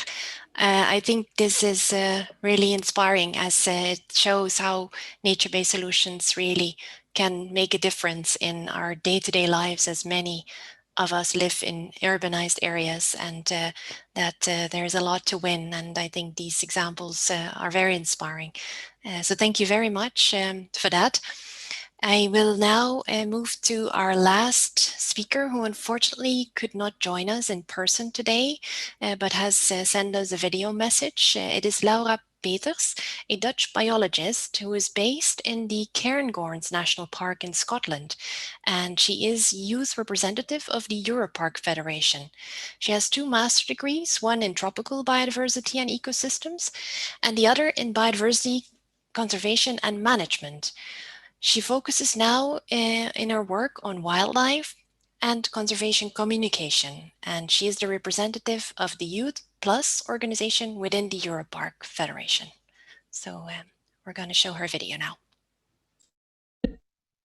Hello everyone, my name is Laura Peters and I'm the Youth Plus representative on the Europark Council. I was hoping to be here in real life today, but unfortunately I couldn't make it, so this is why I recorded this message instead. So for those of you who are not that familiar with the Europark Federation, I'll just quickly introduce it to you. So the Europark Federation is a network of Europe's cultural heritage and natural heritage, and it works to improve management of protected areas and national parks by international cooperation, exchange of ideas, and influencing policy. So I first got involved with Europark when I joined the local junior ranger program of my national park in the Netherlands. And I continued to grow with Europark and eventually joined the Youth Plus, which is at its beginning stages and is getting developed.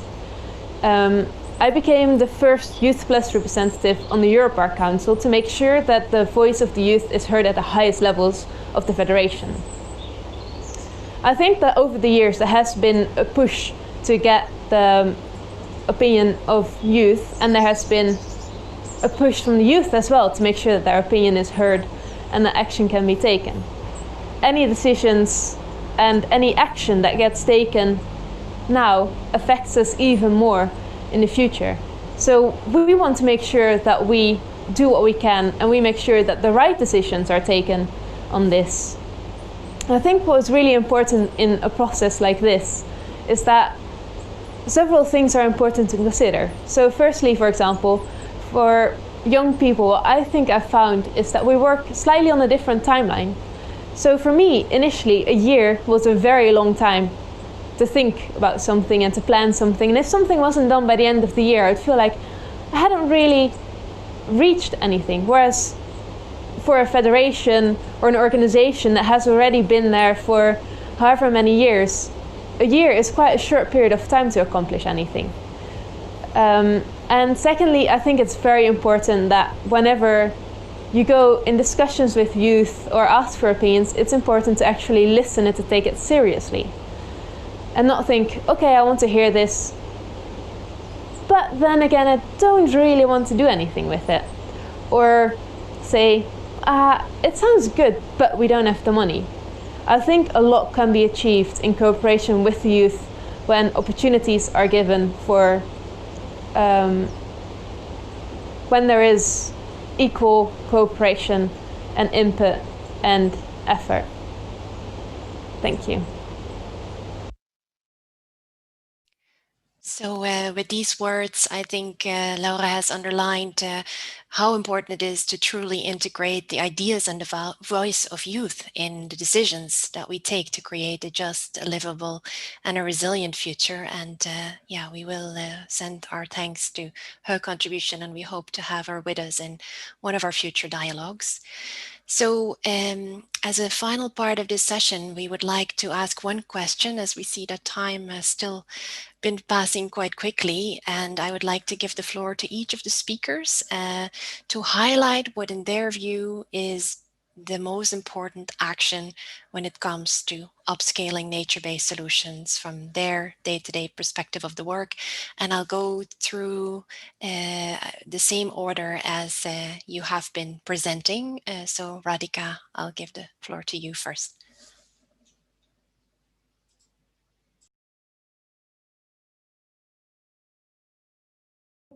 Sorry, Chantel. Okay, that was a little unexpected.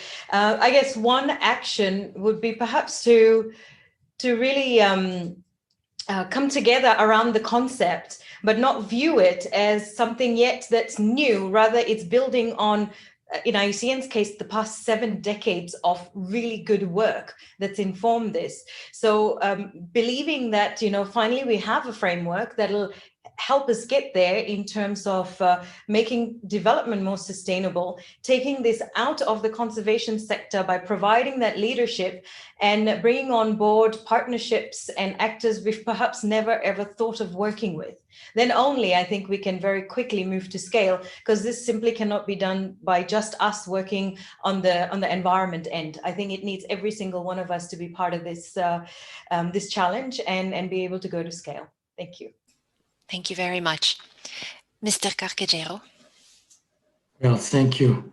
Well, I think it's probably the most important is to define, to prioritize the multi-criteria of implementation. Basically, building on priorities on habitats and ecosystems, and building synergies with the climate action and the biodiversity. I think this is this multi-level, multi-criteria level. I think it's really important. Thank you very much. Then I'd like to ask Mr. Tilkens to give his reflections. Yeah, for me, it's to demonstrate on the ground more and more across Europe in many places that these solutions work, are affordable, and are efficient. With figures, even with economic analysis, we won't convince all. We need to show it on the ground, and I think the best space to do that is probably the missions of Horizon Europe. I invite you to have a look at the 4 so-called Green Deal missions. There will be opportunities arising for NBS, I'm sure. Thank you very much. Ms. Jontet? I will just build on what Mr. Tolson just said. We have a number of pilots existing also in Europe about practices like regenerative agriculture.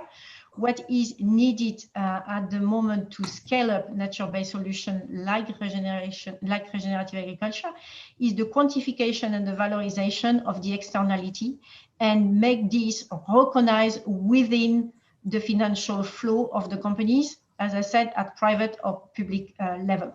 So move the finance and turn into real incentives, positive incentives to make it happen on the ground. Thank you very much. And Mr. Lecuyer? Yes, well, as nature-based solutions are cheaper, private actors may not have an interest in using them for fear of lowering their income. This is why the role of contractors, both public and private, is essential. Likewise, we need new distribution of wealth produced not by growth in expenditure, but by the avoidance of deleterious expenditure. And it should be an instrument of justice, social, economical, environmental justice. That is, for me, the main issue or chance. Thank you very much.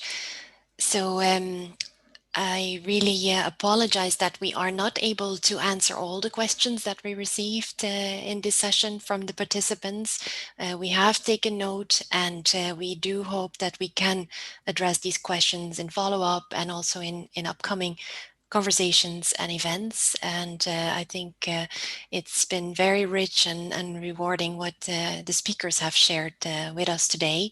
So yeah, to conclude, implementing the European Green Deal will require major changes in all sectors of the economy and society.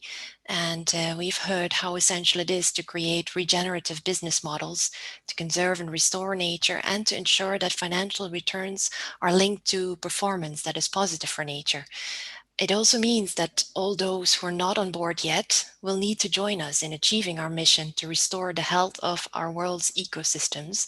And the speakers in this session today have given us many valuable ideas and insights on how they are working on finding ways to engage business, governments, and all of society to be part of this mission.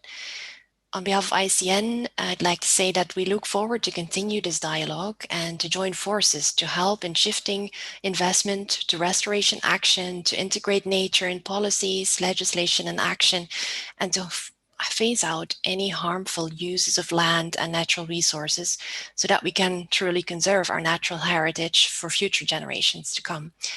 I'd like to thank all the speakers and all the participants for their valuable contributions to this session. It was a great pleasure to have you with us, and I hope you will stay with us for the next expert panel session, which will start in 5 minutes. Thank you very much.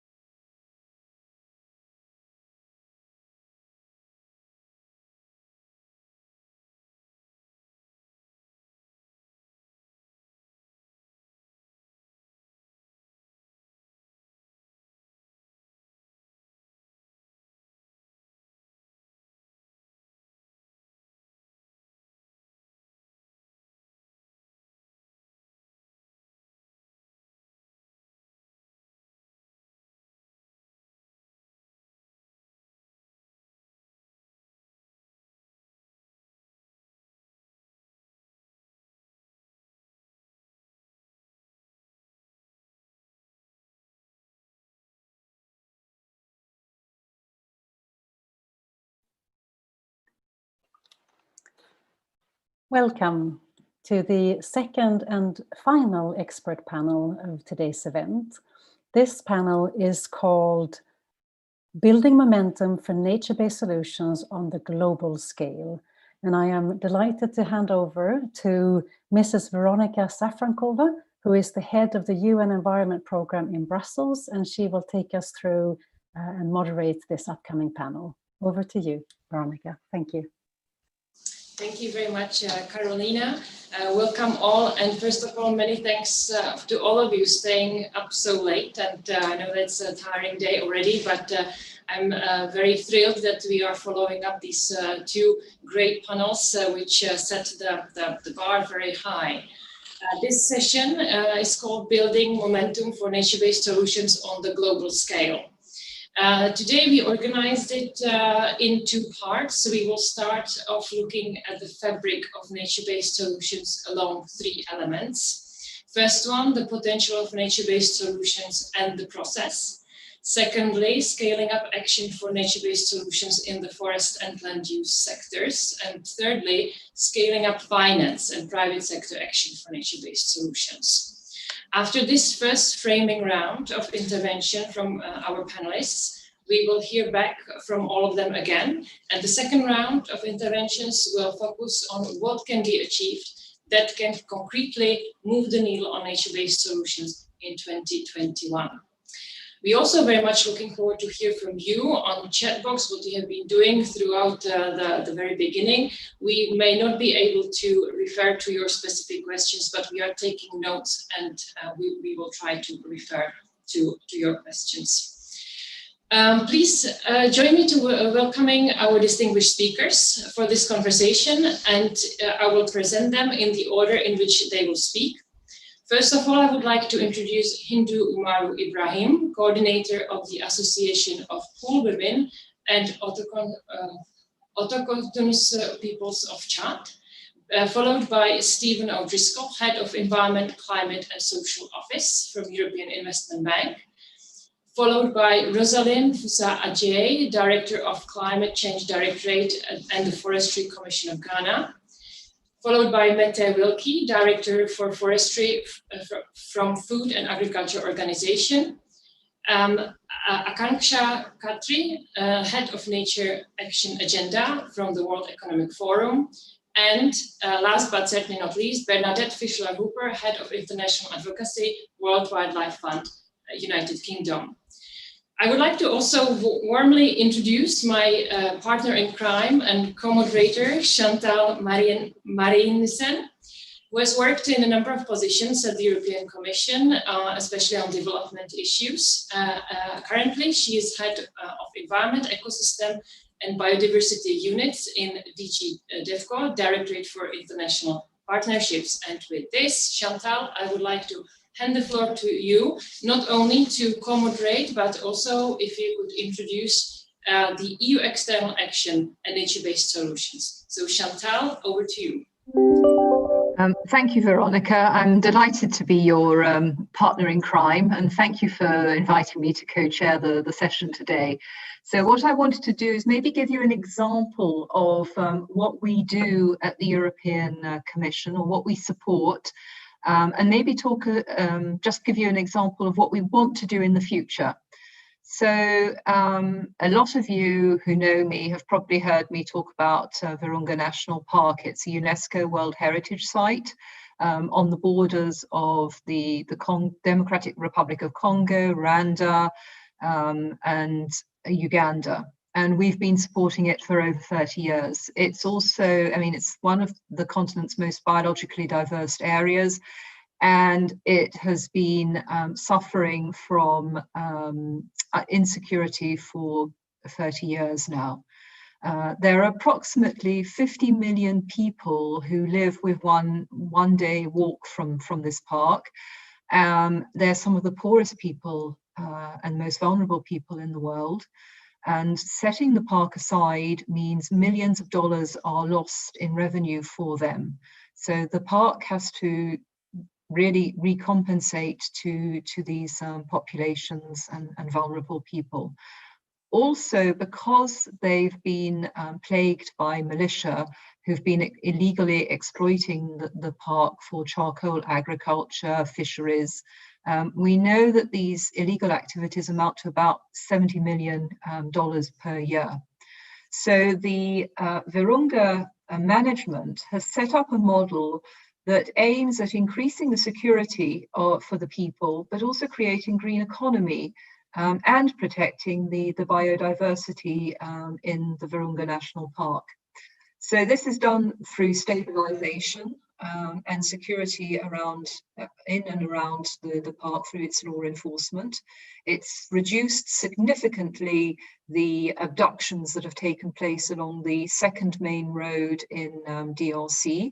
But it's also been investments of hydropower, creating a basis for green economic development.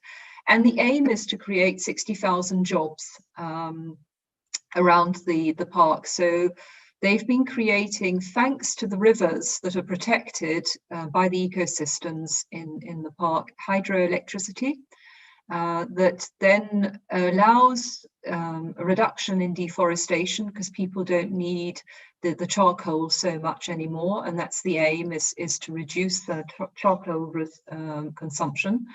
But it's also that the electricity is important for the creation of SMEs in agricultural value chains, such as coffee, chocolate, palm oil, maize, vegetables, and also fisheries from inside the park in this case. They all apply the green economic principles.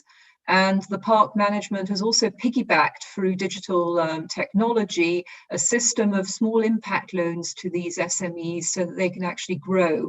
They're also creating green economic zones for the private sector, and the electricity is now allowing pumps to work in the city of Goma so that we can actually provide clean drinking water to the population. And the aim is to actually go from Goma out to the countryside as well.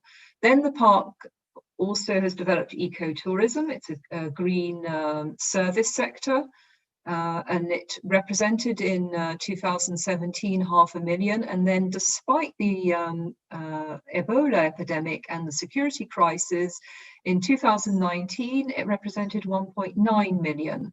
And the aim is that once the COVID crisis is over, we get up to an amount of 5 million per year by 2022. So based on the experience that we have in Virunga and DRC, we want to do the same, replicate it in Congo, but also in Uganda and Central African Republic. And we want to make sure that we continue providing and increasing the hydropower that's needed to create economic zones in other cities around the park, Beni, Butembo, for instance. And we've been working with Cambridge Econometrics to try and do some forecasting of the needs for a green investment around Virunga National Park as a leverage mechanism for socioeconomic development and the creation of decent jobs in the whole of Northern Kivu. Now, this is in one concrete example of what we've been doing, and what we want to do now under our future programming is replicate this throughout Africa, providing nature-based solutions to local communities, either through the conservation of protected areas and high-value ecosystems, and the creation of green economy around them for local communities in an initiative that's known as Nature Africa, and that's been promoted in the communication on the Green Deal. But we're also working on the possibilities of restoring land and ecosystems as part of what we're calling a Green Sahel flagship, which would be the EU contribution to the Africa Great Green Wall Initiative.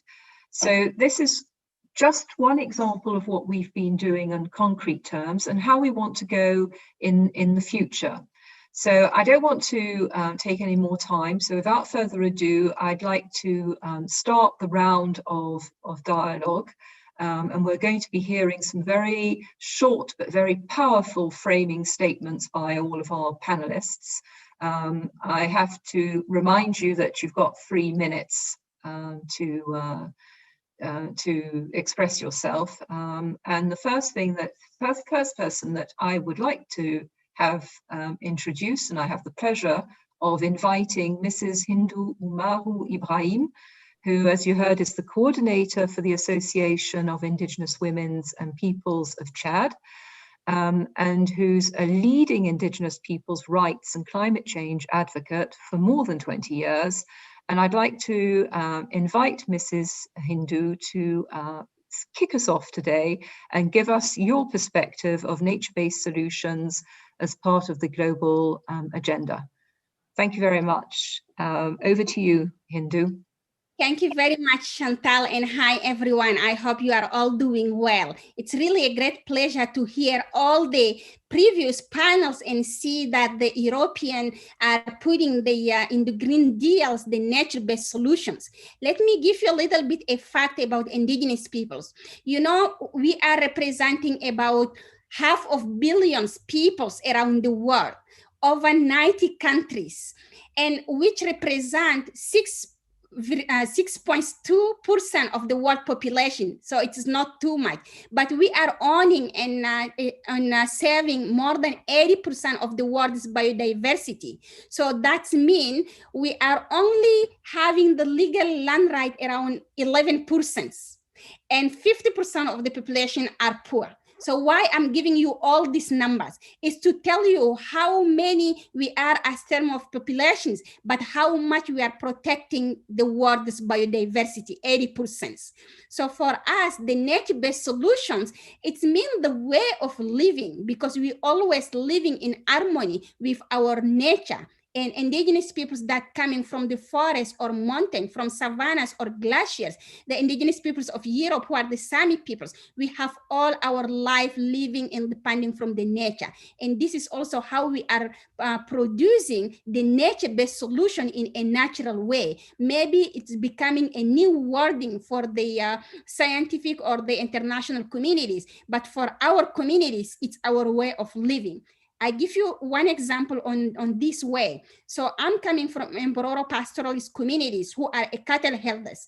And we know that cattle is a big driver of all the climate impact. But in my community, our cattle are carbon neutral and going more than neutrality, because our way of living, when we move from one place to another one to find water and pastures, so our cow shit can fertile the land and it can give the soil to break, to get regenerate in a natural way. So this is the concrete example of the nature-based solution, how we can live in harmony and how our knowledge can help the nature to get regenerate in a natural way. It is the same with my brothers and sisters in Pacific, where they know how to catch some of the fish and how they can live the balance between all the coral to get restored in the ecosystem. It is the same with the Indigenous peoples of Amazon and Congo Basin, where the land is the most diverse, how we are building these nature-based solutions with our traditional knowledge.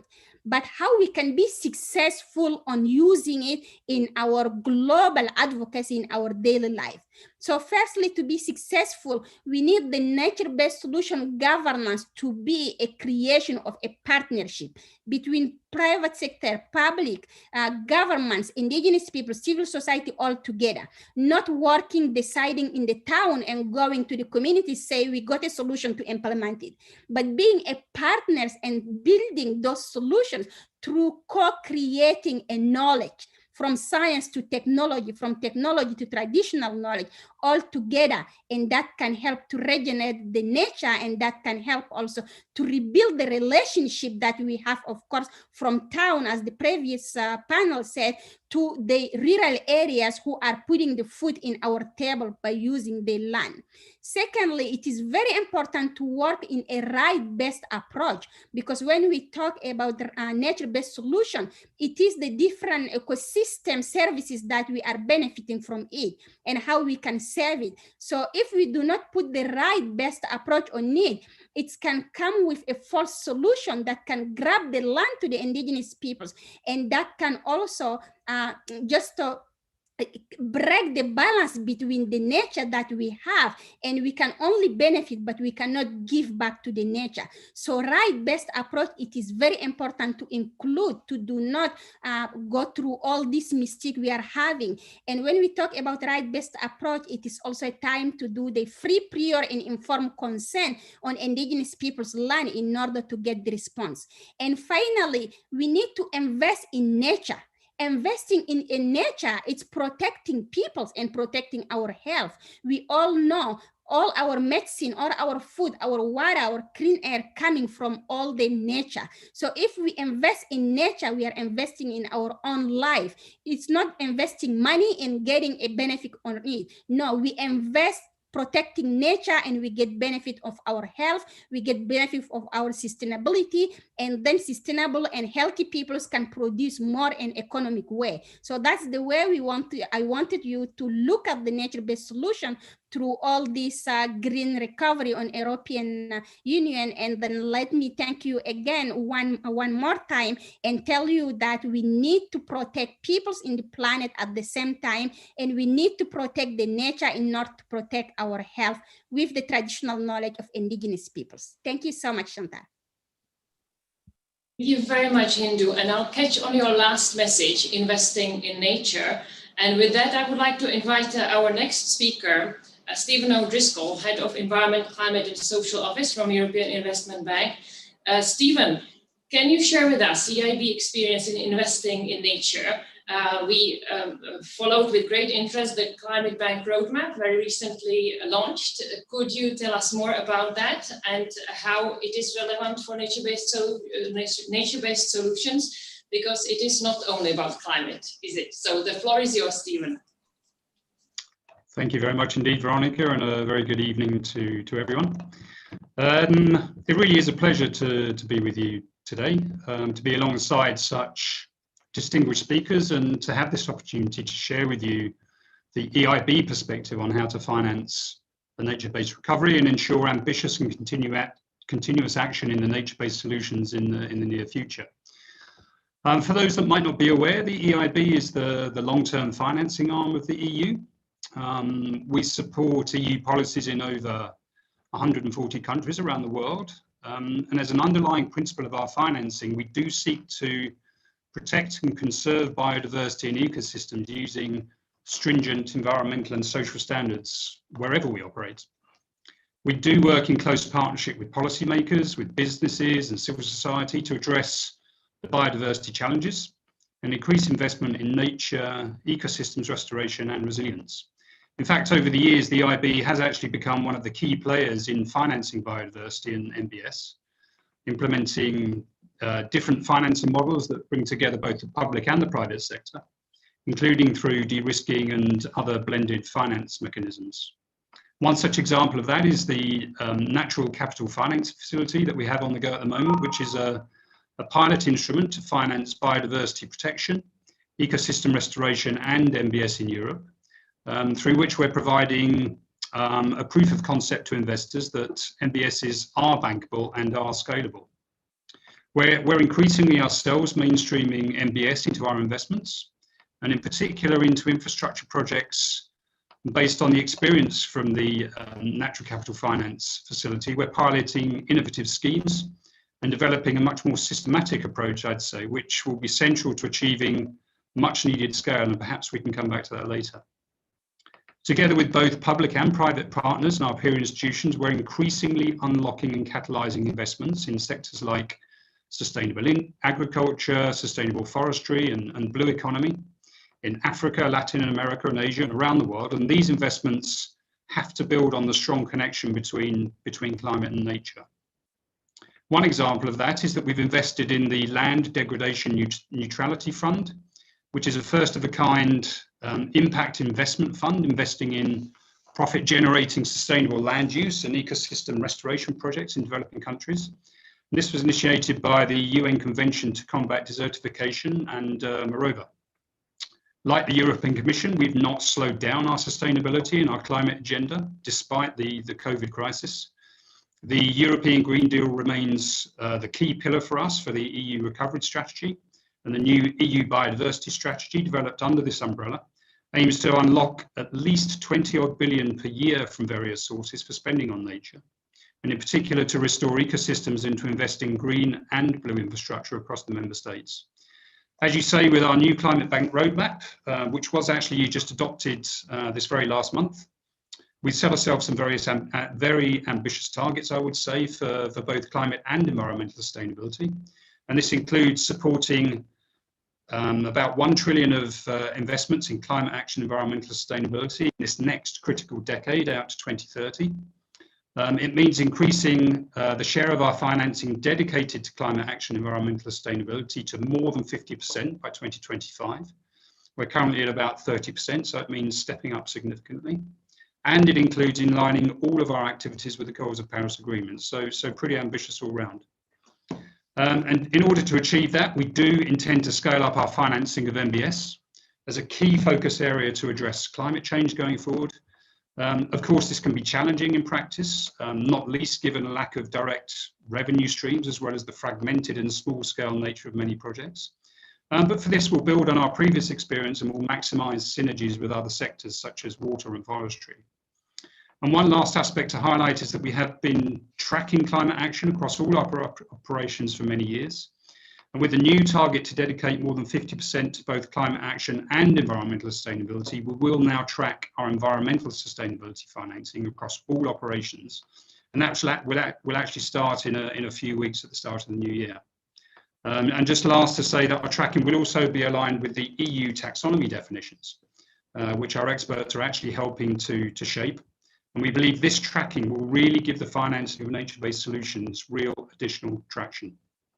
So I'll stop there. Thanks very much. And maybe we'll come back a little later to add in a bit more detail and to give some closing comments. Thank you.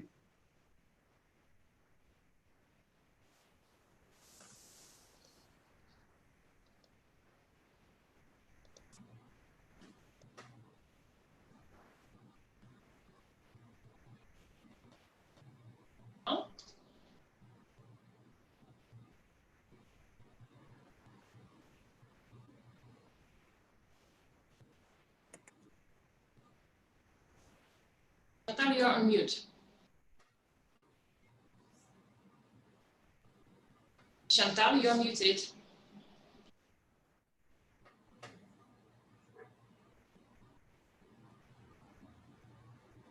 Okay, I'm unmuting. Sorry. Now I can't see myself because there's something across the screen. I'm very sorry about this. Let me hand over now to. So it's the other way around. Let me hand over now to Rosalind Fwaza-Aiti, the Director of Climate Change at the Directorate and the Forestry Commission of Ghana. Ghana's been at the forefront of forest management. And Rosalind, can you tell us a bit about what Ghana is doing to realize the value of forests and other nature-based solutions in addressing climate change and biodiversity crisis? Thank you very much, and thank you to the organizers for Harvard Ghana, and it's good to connect with so many people at such a time. And I think that the discussion we are having at this point in time is very interesting and very critical. And if I put in Ghana's case, where we've come from with our forest, we have moved in a very transitional and transformative way to say that we no longer want to have deforestation and forest degradation, and we want to use our forest very sustainably, whilst also using our forest to boost agricultural production, and more importantly, also to contribute to the global climate change discussion. And if you take the whole discussion around NBS, and in particular forests, we know that they are contributing about a third to the global climate change discussion in terms of solutions. And so we cannot really underestimate the power of such a sector. Now, what we are doing in Ghana is, and what we have realized along the course of about 10 years of working on forests, is we realize that forests are the fulcrum around which a lot of things do happen. If you want to have a very good and sustainable forestry sector, it means you have to work around governance. We need to make governance more inclusive. We need to make governance more collaborative. We need to work on land tenure issues, tree tenure issues. We also need to work on sustainable production issues with the commodities that we have bordering our forest landscapes, because our landscapes are mosaic landscapes where you have agriculture on the one side, you also have the forest on one side. So there are quite a number of competing land uses. And more importantly are the people who are in these landscapes who depend on these natural resources, and in particular in our forests, for their daily livelihoods. And we realize that if we really want to move the discussion forward, and if we are so concerned about forests and we invest well, for a country like Ghana, that is the second largest producer of cocoa beans, we stand a very good opportunity to enhance our economic development through sustainable forest management. And so, if we go into achieving the sustainable development goals, and in particular looking at what we are doing with our forests, in Ghana, we have two key landscape programs for the south and then for the north, bordering two important commodities. I already mentioned cocoa, and we also have the share. And you realize that whatever we are doing, most of the time when you talk about forests, people talk about achieving sustainable development goals 13 and 15, that's climate action and life on land. But it goes beyond that. In our 10-year period, we have realized that what we are doing in our forest landscapes are contributing to no poverty. That's SDG 1, because we are building the resilience of communities. We are saying that practice agriculture in a climate smart manner. We are putting in place the right frameworks, the right policies. We are building governance structures that ensure inclusiveness, that give alternative livelihood opportunities or additional livelihood opportunities, the platforms that enhance listening and collaborative work. Then we can get into also issues of SDG 2, that's zero hunger. Because if you are increasing agricultural production without destroying your forest, of course, you are finding a solution to the agricultural productivity issues of your country. And we all know that our grape contributes a major backbone in many sectors, and it's the same agriculture that we find at the forefront of drivers of deforestation and forest degradation. Now, I could go on and on. SDG 5, talking about gender equality, we are using our forestry programs to ensure that both men and women have a say in whatever we are doing in these landscapes, because we realize that a lot of the women are even the ones who are engaged in agriculture. And so if they get the message right and they're able to protect our forests while still producing their commodities, it is going to help. Therefore, over the years, the work that we are doing, we have realized that nature-based solutions, sometimes there is the statement that they don't come at such a high cost of technology. You don't really need so much innovation, because as Hindu said, the people already live in these landscapes and they know how nature is treating them, and they already have an attachment to nature already. It is just about listening to them, collaborating with them, coming up with strategies that ensure win-win situations. And so to end my framing opening statement, I pick on a quote or a sentence from the EU Green Deal, and I quote, it says that the Green Deal is an integral part of this Commission's strategy to implement the UN's 2030 agenda and the SDGs, unquote. And if we really want to achieve the objectives of the EU Green Deal, I think that focusing on nature-based solutions is the way to go, because whichever way you look at it, they help you achieve almost each of the SDGs, and they bring a lot of understanding and harmony, and also contribute in ways that are not so technology intensive in addressing climate change. Thank you. Very much, Rosalind, also for bringing the country perspective. And with this, we will move to another speaker. At the same time, I would like to appreciate that we still have 253 participants on this panel and through Zoom, but also other viewers on YouTube. So please stay with us. We still have fascinating interventions, so be with us. And I would like to remind our speakers that to stick with the time, 3 minutes. And with that, I would like to invite and introduce Mette Wilkie, Director for Forestry at the Food and Agriculture Organization. Mette, the floor is yours.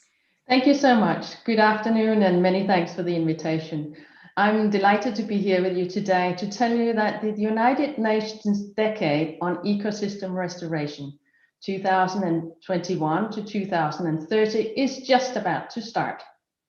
The aim of that decade is to support and scale up efforts to prevent, halt, and reverse the degradation of ecosystems worldwide, and to raise awareness of the importance of successful ecosystem restoration.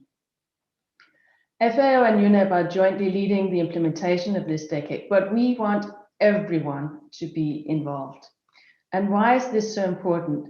It is that because we know that land degradation is negatively affecting over 3 billion people and costing over 10% of the annual global gross product in terms of loss of biodiversity and ecosystem services.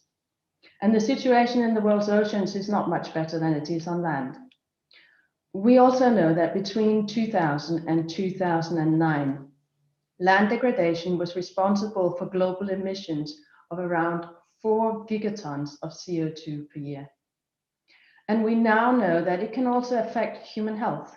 Some 75% of all emerging infectious diseases are zoonotic, and some of these outbreaks have been linked to the destruction and fragmentation of wildlife habitats. So ecosystem degradation negatively affects human health, the economy, biodiversity, and climate, the 4 crises we're currently facing. But as we've heard, reversing degradation of land and marine ecosystem can provide more than 1/3 of the mitigation required by 2030 to make sure that we stay below an increase in global temperature of 2 degrees.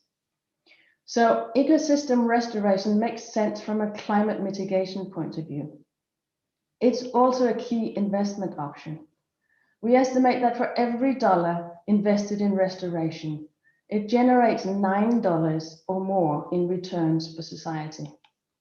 And after the economic recession in the US back in 2007 and 2009, an analysis was made of the number of jobs created for each $1 million invested in restarting the economy. $1 million invested in reforestation, land and watershed restoration, and forest management resulted in the creation of 40 new jobs on average, by far the highest ratio of all investments, and 7 times the number of jobs created by the same level of investment in oil and gas. At the same time, the restoration of ecosystems help conserve biodiversity and reduce health risks. It increases food and water security. It reduces conflict over scarce resources and enhances the overall resilience and well-being of human societies. So to put it short, ecosystem restoration, when done right, is a truly nature-based solution for people, biodiversity, and climate, and for the future we want. Thank you. Thank you, Mette. I think that was a really good update on the ecosystem restoration. The EU is certainly wanting to join you, you know, on this decade. Important for biodiversity, climate change, but also, as you were saying, for economic development. So that was a great summary. And now I'd like to call on Akashan Khatri, the head of Nature Action Agenda for the World Economic Forum, to tell us more about the World Economic Forum's ambitious work on this space. It's really important to scale up financing the private sector action on nature-based solutions. So over to you, Akashanka. Thank you, Chantal. I really appreciate just being invited to this panel. It's quite impressive just to see the diversity and breadth of experience here. As you mentioned, I head the Nature Action Agenda at the World Economic Forum. Our name is World Economic Forum, so obviously any reason why we would engage in this topic is to be able to provide that economic and business and finance lens to the issue. The work of the Nature Action Agenda started about 2.5 years ago with the primary objective of catalyzing momentum in the run-up to the CBD COP15. However, since then, there has been a growing interest both within the organization and externally with our constituents to really look at the way our economy needs a great reset so that it can be more compatible with planetary boundaries. One of the pieces of the work that may be most relevant here is on the New Nature Economy report series, which my team and I have had the chance to contribute on. The New Nature Economy report series actually sets out a business and economic case for safeguarding nature beyond just a conscientious one, and why we as humans should be taking care of the only planet we have. The first report of this series was called the Nature Risk Rising, and it looked at how nature loss risks for businesses are super critical. It identified that more than half of the world's GDP, which is over $44 trillion, is moderately or highly dependent on nature risk. Now, for anyone who's done a basic economic course, you would understand that environmental issues are looked at as just an externality and a problem of the global commons.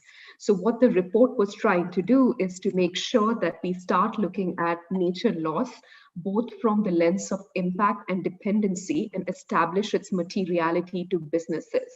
So of course, if you are in the commodities business or agriculture, this is what you breathe and are responsible for. However, what the report tried to say that even if you are in tertiary sectors like telecom, IT, or investors and finance and reinsurance, every business has some sort of a dependence and dependence as well as impact on nature loss. So we need to be in it together. The second of the reports that we released, so moving away from the framework of risks into opportunities, was the report entitled Future of Nature and Business. And within the report, of course, the big headline that we went ahead with was moving towards a nature positive economy can actually create $10 trillion of business opportunities, as well as 395 million jobs by 2030. The report released in July of this year in the midst of when most companies were reconsidering their budgets around sustainability, but also most of the countries were designing their recovery packages. And it was extremely important for us to be able to send that message that moving or investing in nature is actually good for business and good for the economy, and it should not be only seen as a sunk cost or an expenditure. It can actually be seen as an investment into the future of business, which ought to be compatible with planetary boundaries. So if I may just look at nature-based solutions. So it has been identified as one of the 15 transitions which are needed if we need to move towards a nature-positive economy. And one of the pieces we talk about is always looking at nature-based solutions for what? So often the top of mind thing is always nature-based solution for climate mitigation. However, you can also have nature-based solutions for water supply, agriculture, forestry, green gray infrastructure, and whatnot.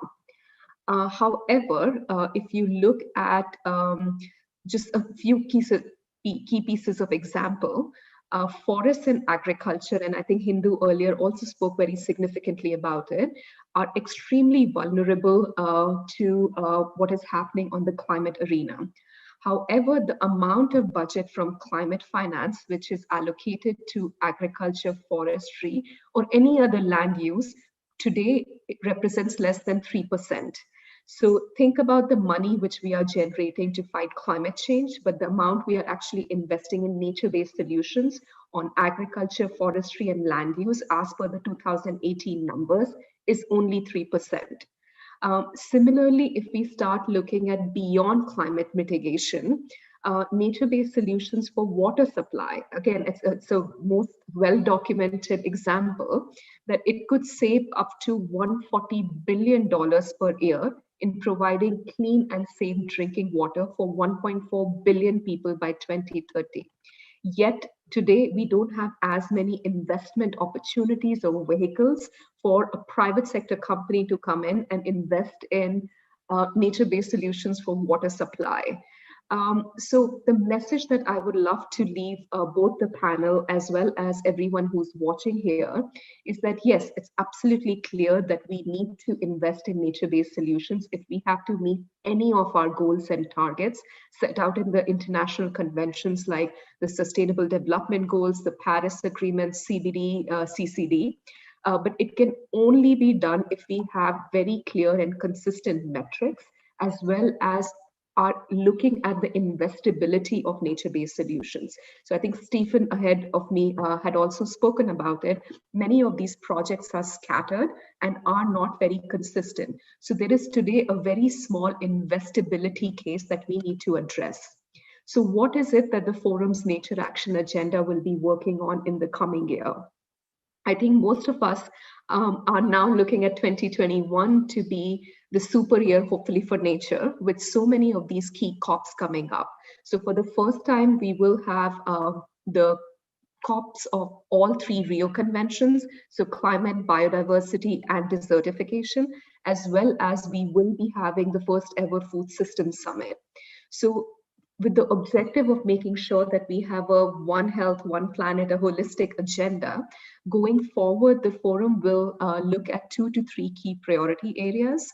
One, within the branding that we have built on the New Nature Economy report series, is how do we make sure that we are not only talking about the how, we're not only talking about the why and the what, but also talking about the how. So how do we actually invest in agriculture, particularly invest in regenerative agriculture, who I think Florence in the previous panel was talking quite significantly about it from the perspective of OP2B. So how do we start investing in regenerative business models on priority?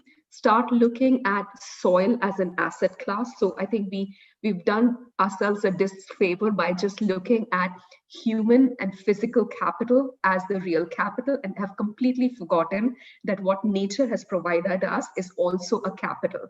So let's start looking at natural capital also in the same way. The second is how we build cities and infrastructure.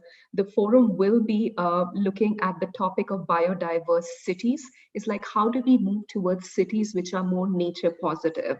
Increasingly, today's cities are just seen as an engine of economic growth, and through that actually a harm for the environment. But we need to now anchor them as more greener spaces and more healthier places for our citizens. And lastly, I just want to mention the idea of circular economy. And this is super critical because even if we are moving towards decarbonization of our key economic sectors, we absolutely have to make sure that we are pushing towards more of a circular economic model, because the resources on planet Earth are finite, even if our demand for them may continue to be infinite. So as we start moving more towards the use of rare earth minerals, can we start looking at both the design as well as the life cycle of a product from a pure circular economy perspective? So once again, just thank you for inviting me, and I look forward to working in the coming year or 2 years with everybody on the panel, as well as those who are watching this. Thank you. Thank you very much, Akanksha, for highlighting the work of the World Economic Forum on nature, but not only, which is very impressive. And with that, I would like to go to our last speaker. And thank you very much for your patience. I would like to introduce Bernadette Fischler-Hooper, Head of International Advocacy at WWF UK. WWF played a very important role in raising awareness and momentum around nature-based solutions and getting us where we are. But obviously, there still needs to be a lot more to done. Bernadette, please tell us. Thank you very much, and thanks for having me. Since I'm the last speaker, I'm going to try to keep it really short and to the point. But I would like to kick off actually with a personal reflection on some of the things that have been said before. I was really, really glad to hear Hindu talk about the aim of living in harmony with nature, because I believe that is really a mission that we all can and should subscribe to. And I was glad to hear Roslyn emphasizing the link to the SDGs, because I think both sustainable development and indigenous people's rights and local communities rights are important and have to be central to any nature-based solution. And of course, I was also very pleased to hear Akanksha mentioning the super year. We both were hoping that 2020 would be this super year for nature and people, but well, things happened in a way that nobody would have predicted, and I'm pretty sure that therefore it is not cancelled, it's just postponed, and next year we will see this super year for nature and people. So one of the reasons why I believe this is going to be a super year is because I'm very happy to see that that nature and nature-based solutions are becoming more and more of a political priority. It is being moved into the political spotlight, and I think that is really important. One of the aims, I think, for us to make sure we get ambitious and urgent action on both climate and nature in the service of people and sustainable development is to make it Chefsache. That's a German word. I'm from Austria. And if you don't speak German, Chefsache means basically it's a matter for the boss. And when you say, oh, this is Chefsache, it means like, don't worry, don't get involved because the boss is going to take care of it. And that is exactly what we need to see in the super year and what is happening more and more, that the heads of states, the heads of government, the leaders are putting it on the top of their to-do list to ensure that nature and climate action is taken seriously. One way we can see that it has been made Chefsache is the relatively recent Leaders' Pledge for Nature. It was launched in September at the UN General Assembly during the Summit on Biodiversity. It has so far more than 80 heads of states and heads of government signed on to it. And it shows clearly that there is a great interest and a great willingness to take ambitious action, and as part of a green recovery, which is really important. I think nobody would deny that the current context is not exactly an easy context to operate in. But I would argue that now more than ever, it is really important to take action and ensure that this recovery from the global economic downturn, from this health crisis, is going to be a green and fair one. The Leaders' Pledge, let me quickly share it on the screen. It has a website, so you can find out everything you need from the website. But what it does is it trails the two important COPs that are happening next year. I'm gonna stop sharing again. So you've seen, that's what you look for. So it mentions, it foreshadows the outcomes that are important for the climate COP that is happening next year in Glasgow, and the nature COP that is happening next year in Kunming in China. It also talks about nature restoration, about nature-based solutions, about the link to green recovery that I just mentioned. It talks about the need to scale up finance for nature-based solutions, about sustainable supply chains and everything. And it's basically a to-do list of 10 points that leaders pledge to do to make sure we are delivering a super year, but more importantly, we are delivering a world where people live in harmony with nature. I think one of the good things about this pledge is also that it makes it very clear that nature-based solutions is not only about trees. I feel that often, especially in the context of climate discussions, people think, oh, it's all about forests. It is a lot about forests, especially about making sure that the right trees are planted in the right places, in the right way. But I think it's also important to point out the huge potential that oceans have for carbon capture and storage, for carbon sequestration. One of my favorite fun facts is that krill, you know, the little animals that live in the ocean that feed our whales, their poo is actually a really good way to lock in carbon because it sinks down to the floor of the ocean and just stays there. Less fun, but also important, wetlands. In the UK, for example, one of the most important things that the UK can do is to protect and restore their wetlands and turn them from a carbon source into a carbon sink. So there's a lot that can be done that is important, but not necessarily linked to trees. We say protect, restore, and manage is the way to go on that.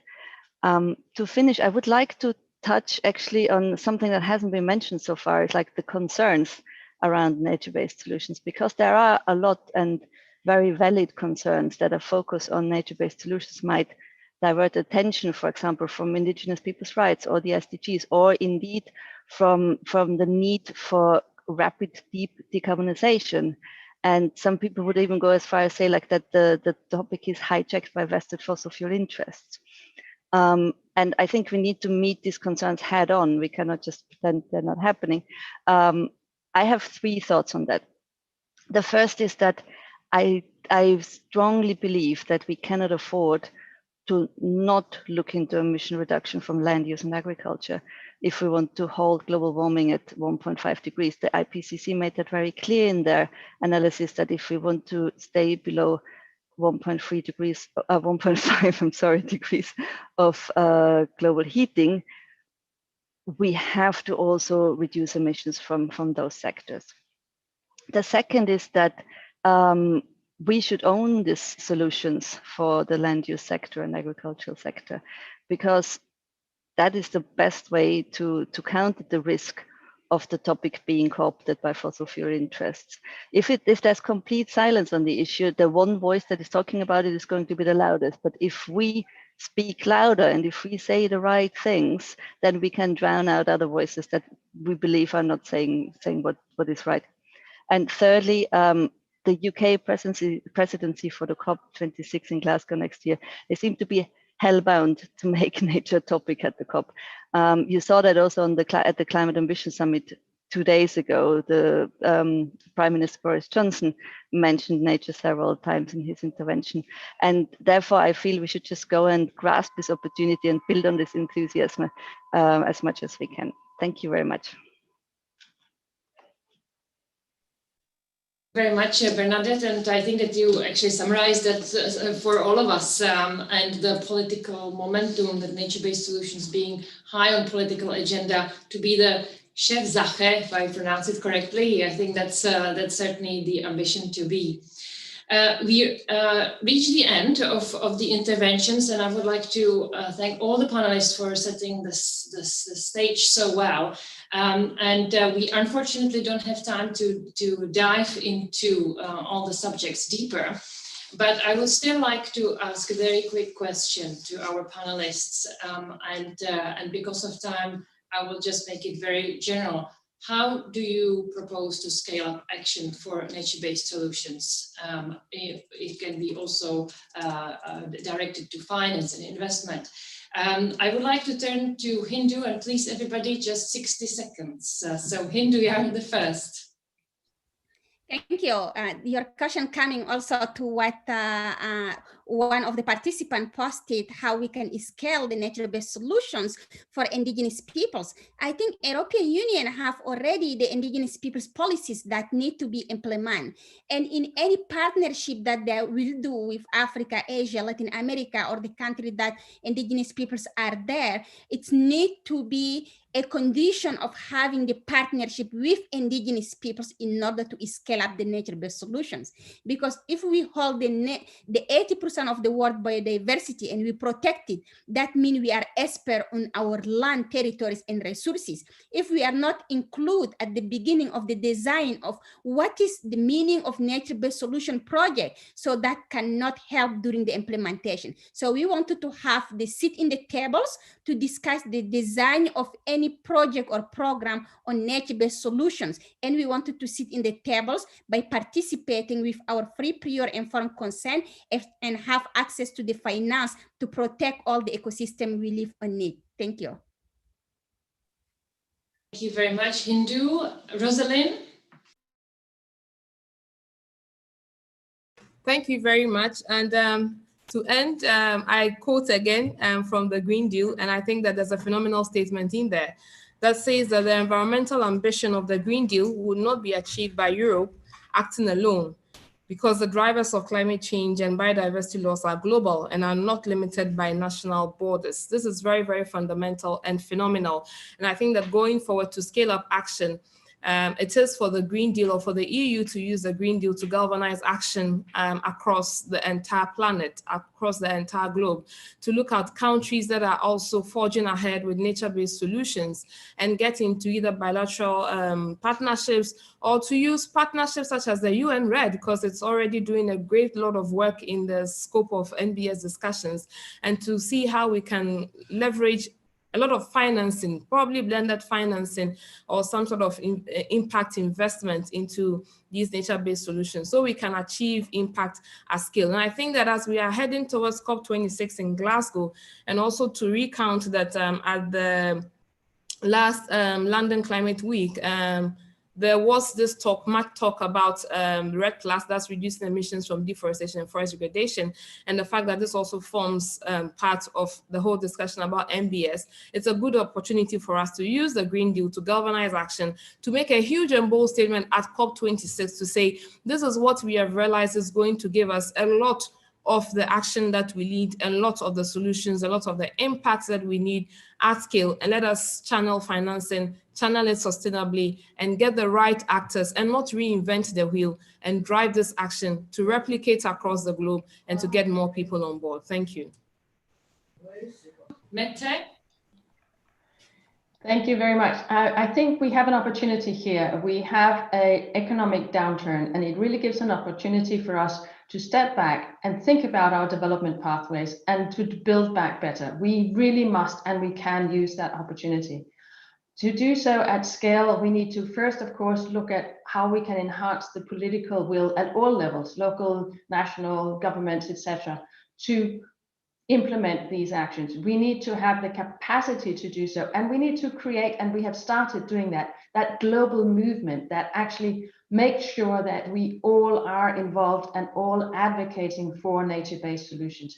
We have started doing that, but we need to reach out to those that are not yet converted to get them on board. And we have plenty of arguments to doing so on climate, on economics, on biodiversity, and on people. Mette and Akanksha, super quick last reaction.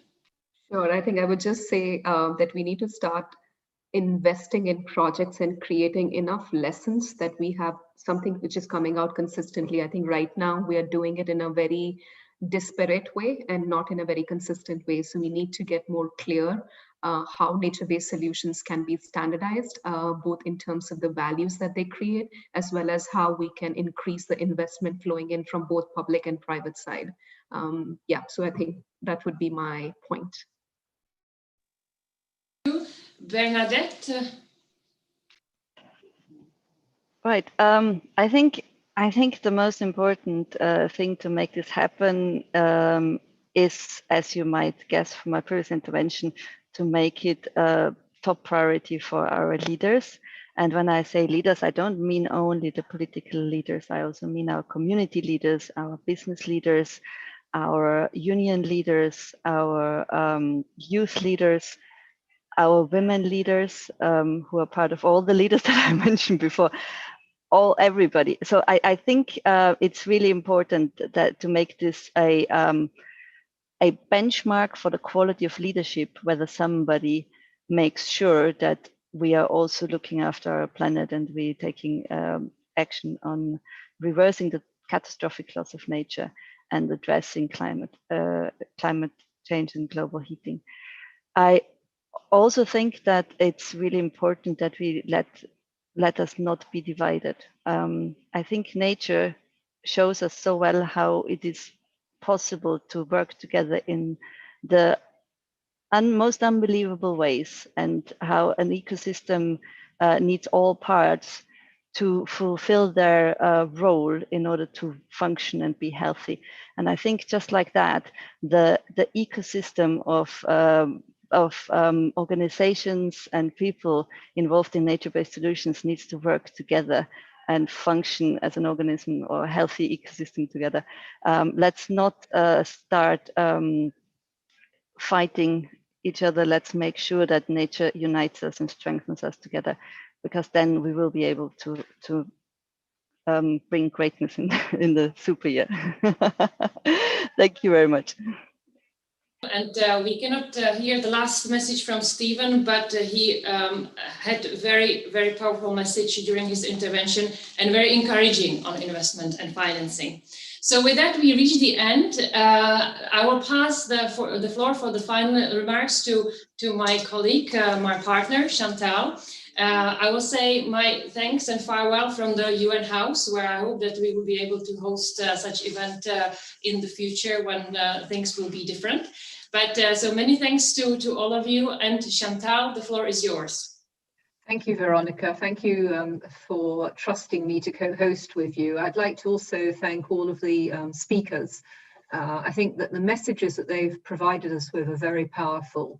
I'm just going to make some reflections. It's not going to be a summary of all of the input that we had this afternoon, but I think there are a few things that we can say. Nature-based solutions can go to scale, and they go beyond biodiversity and climate change.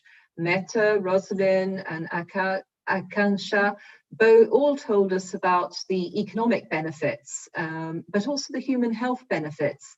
I must admit, my brain is still blown away by all the figures that we got about economic development, the trillions that we could be adding to the world economy if we go for nature-based solutions and we protect our planet. It reminds us that this isn't a risk, it must be turned into an opportunity. And then Hindu's comments, and absolutely right, if we don't put people at the center of nature-based solutions, there will be no solutions. We really do need to take this human rights-based approach, and free, prior, informed consent is extremely important if we want to get things right. The role of Indigenous peoples in protecting the 80% of biodiversity, I think, is also very telling about how we need to go in the future. So we've got a lot of issues that we need to address if we really want to go forward. We've got the evidence, it's being generated, there may be data gaps, but we've got a lot of evidence, and we need to now go concrete and to grow the concrete. The nature-based solutions need to be part of a COVID recovery plan for the whole world. This is our opportunity to do things differently, to deliver the jobs that we know nature-based solutions can provide, and ensure that we have more resilient and healthier societies around the world. Europe can't do it alone. We can try things out in Europe, we can change the economy in Europe, but if we really want to have an impact, we need partnerships and alliances around the world with partners and people and leaders, and not just government leaders, as we also heard from Bernadette. I think that's a very important point. We need to use all of these leaderships. Nature-based solutions will allow us to be more equitable, have more equitable societies, but we will have to overcome a number of technical, financial, and policy barriers. We know it, we've been doing the analysis. Now we need to use the financial instruments that the EIB was talking about.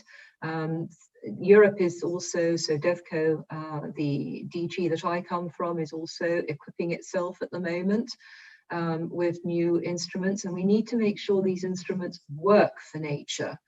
The EU and its the external dimension of the Green Deal takes an integrated approach to transformation. We're talking about climate change, biodiversity, we're also talking about pollution. And it recognizes the importance of a circular economy that was also mentioned by Akansha.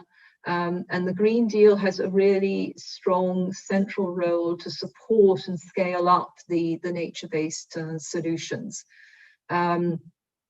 As was repeated, 2021 will now be the triple COP year, and so it provides many opportunities to build on the leaders' nature pledge I think that's, that was the starting point in September, but now we need to accelerate the negotiations, the commitments, and the implementation at scale if we really want to reverse the twin crises that we're being faced on the nature, and actually build a pathway to the 1.5 degrees of the Paris Agreement, and all of the economic development that we can generate, but for societies that are equitable.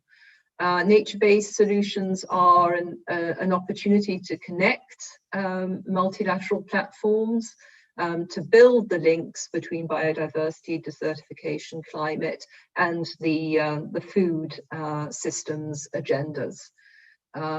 Nature-based community can reach far and wide, and it's really a great opportunity to have heard all of the valuable perspectives that we heard today.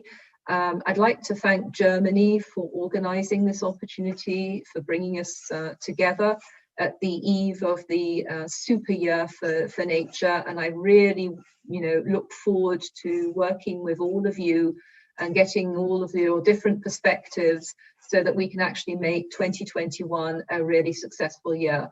So thank you, Veronica and your team, for inviting me and putting up with me co-chairing with you. And now I believe I should hand over to Carolina, who's going to give us the final closing. Thank you so much, Chantal. Thank you, Veronica.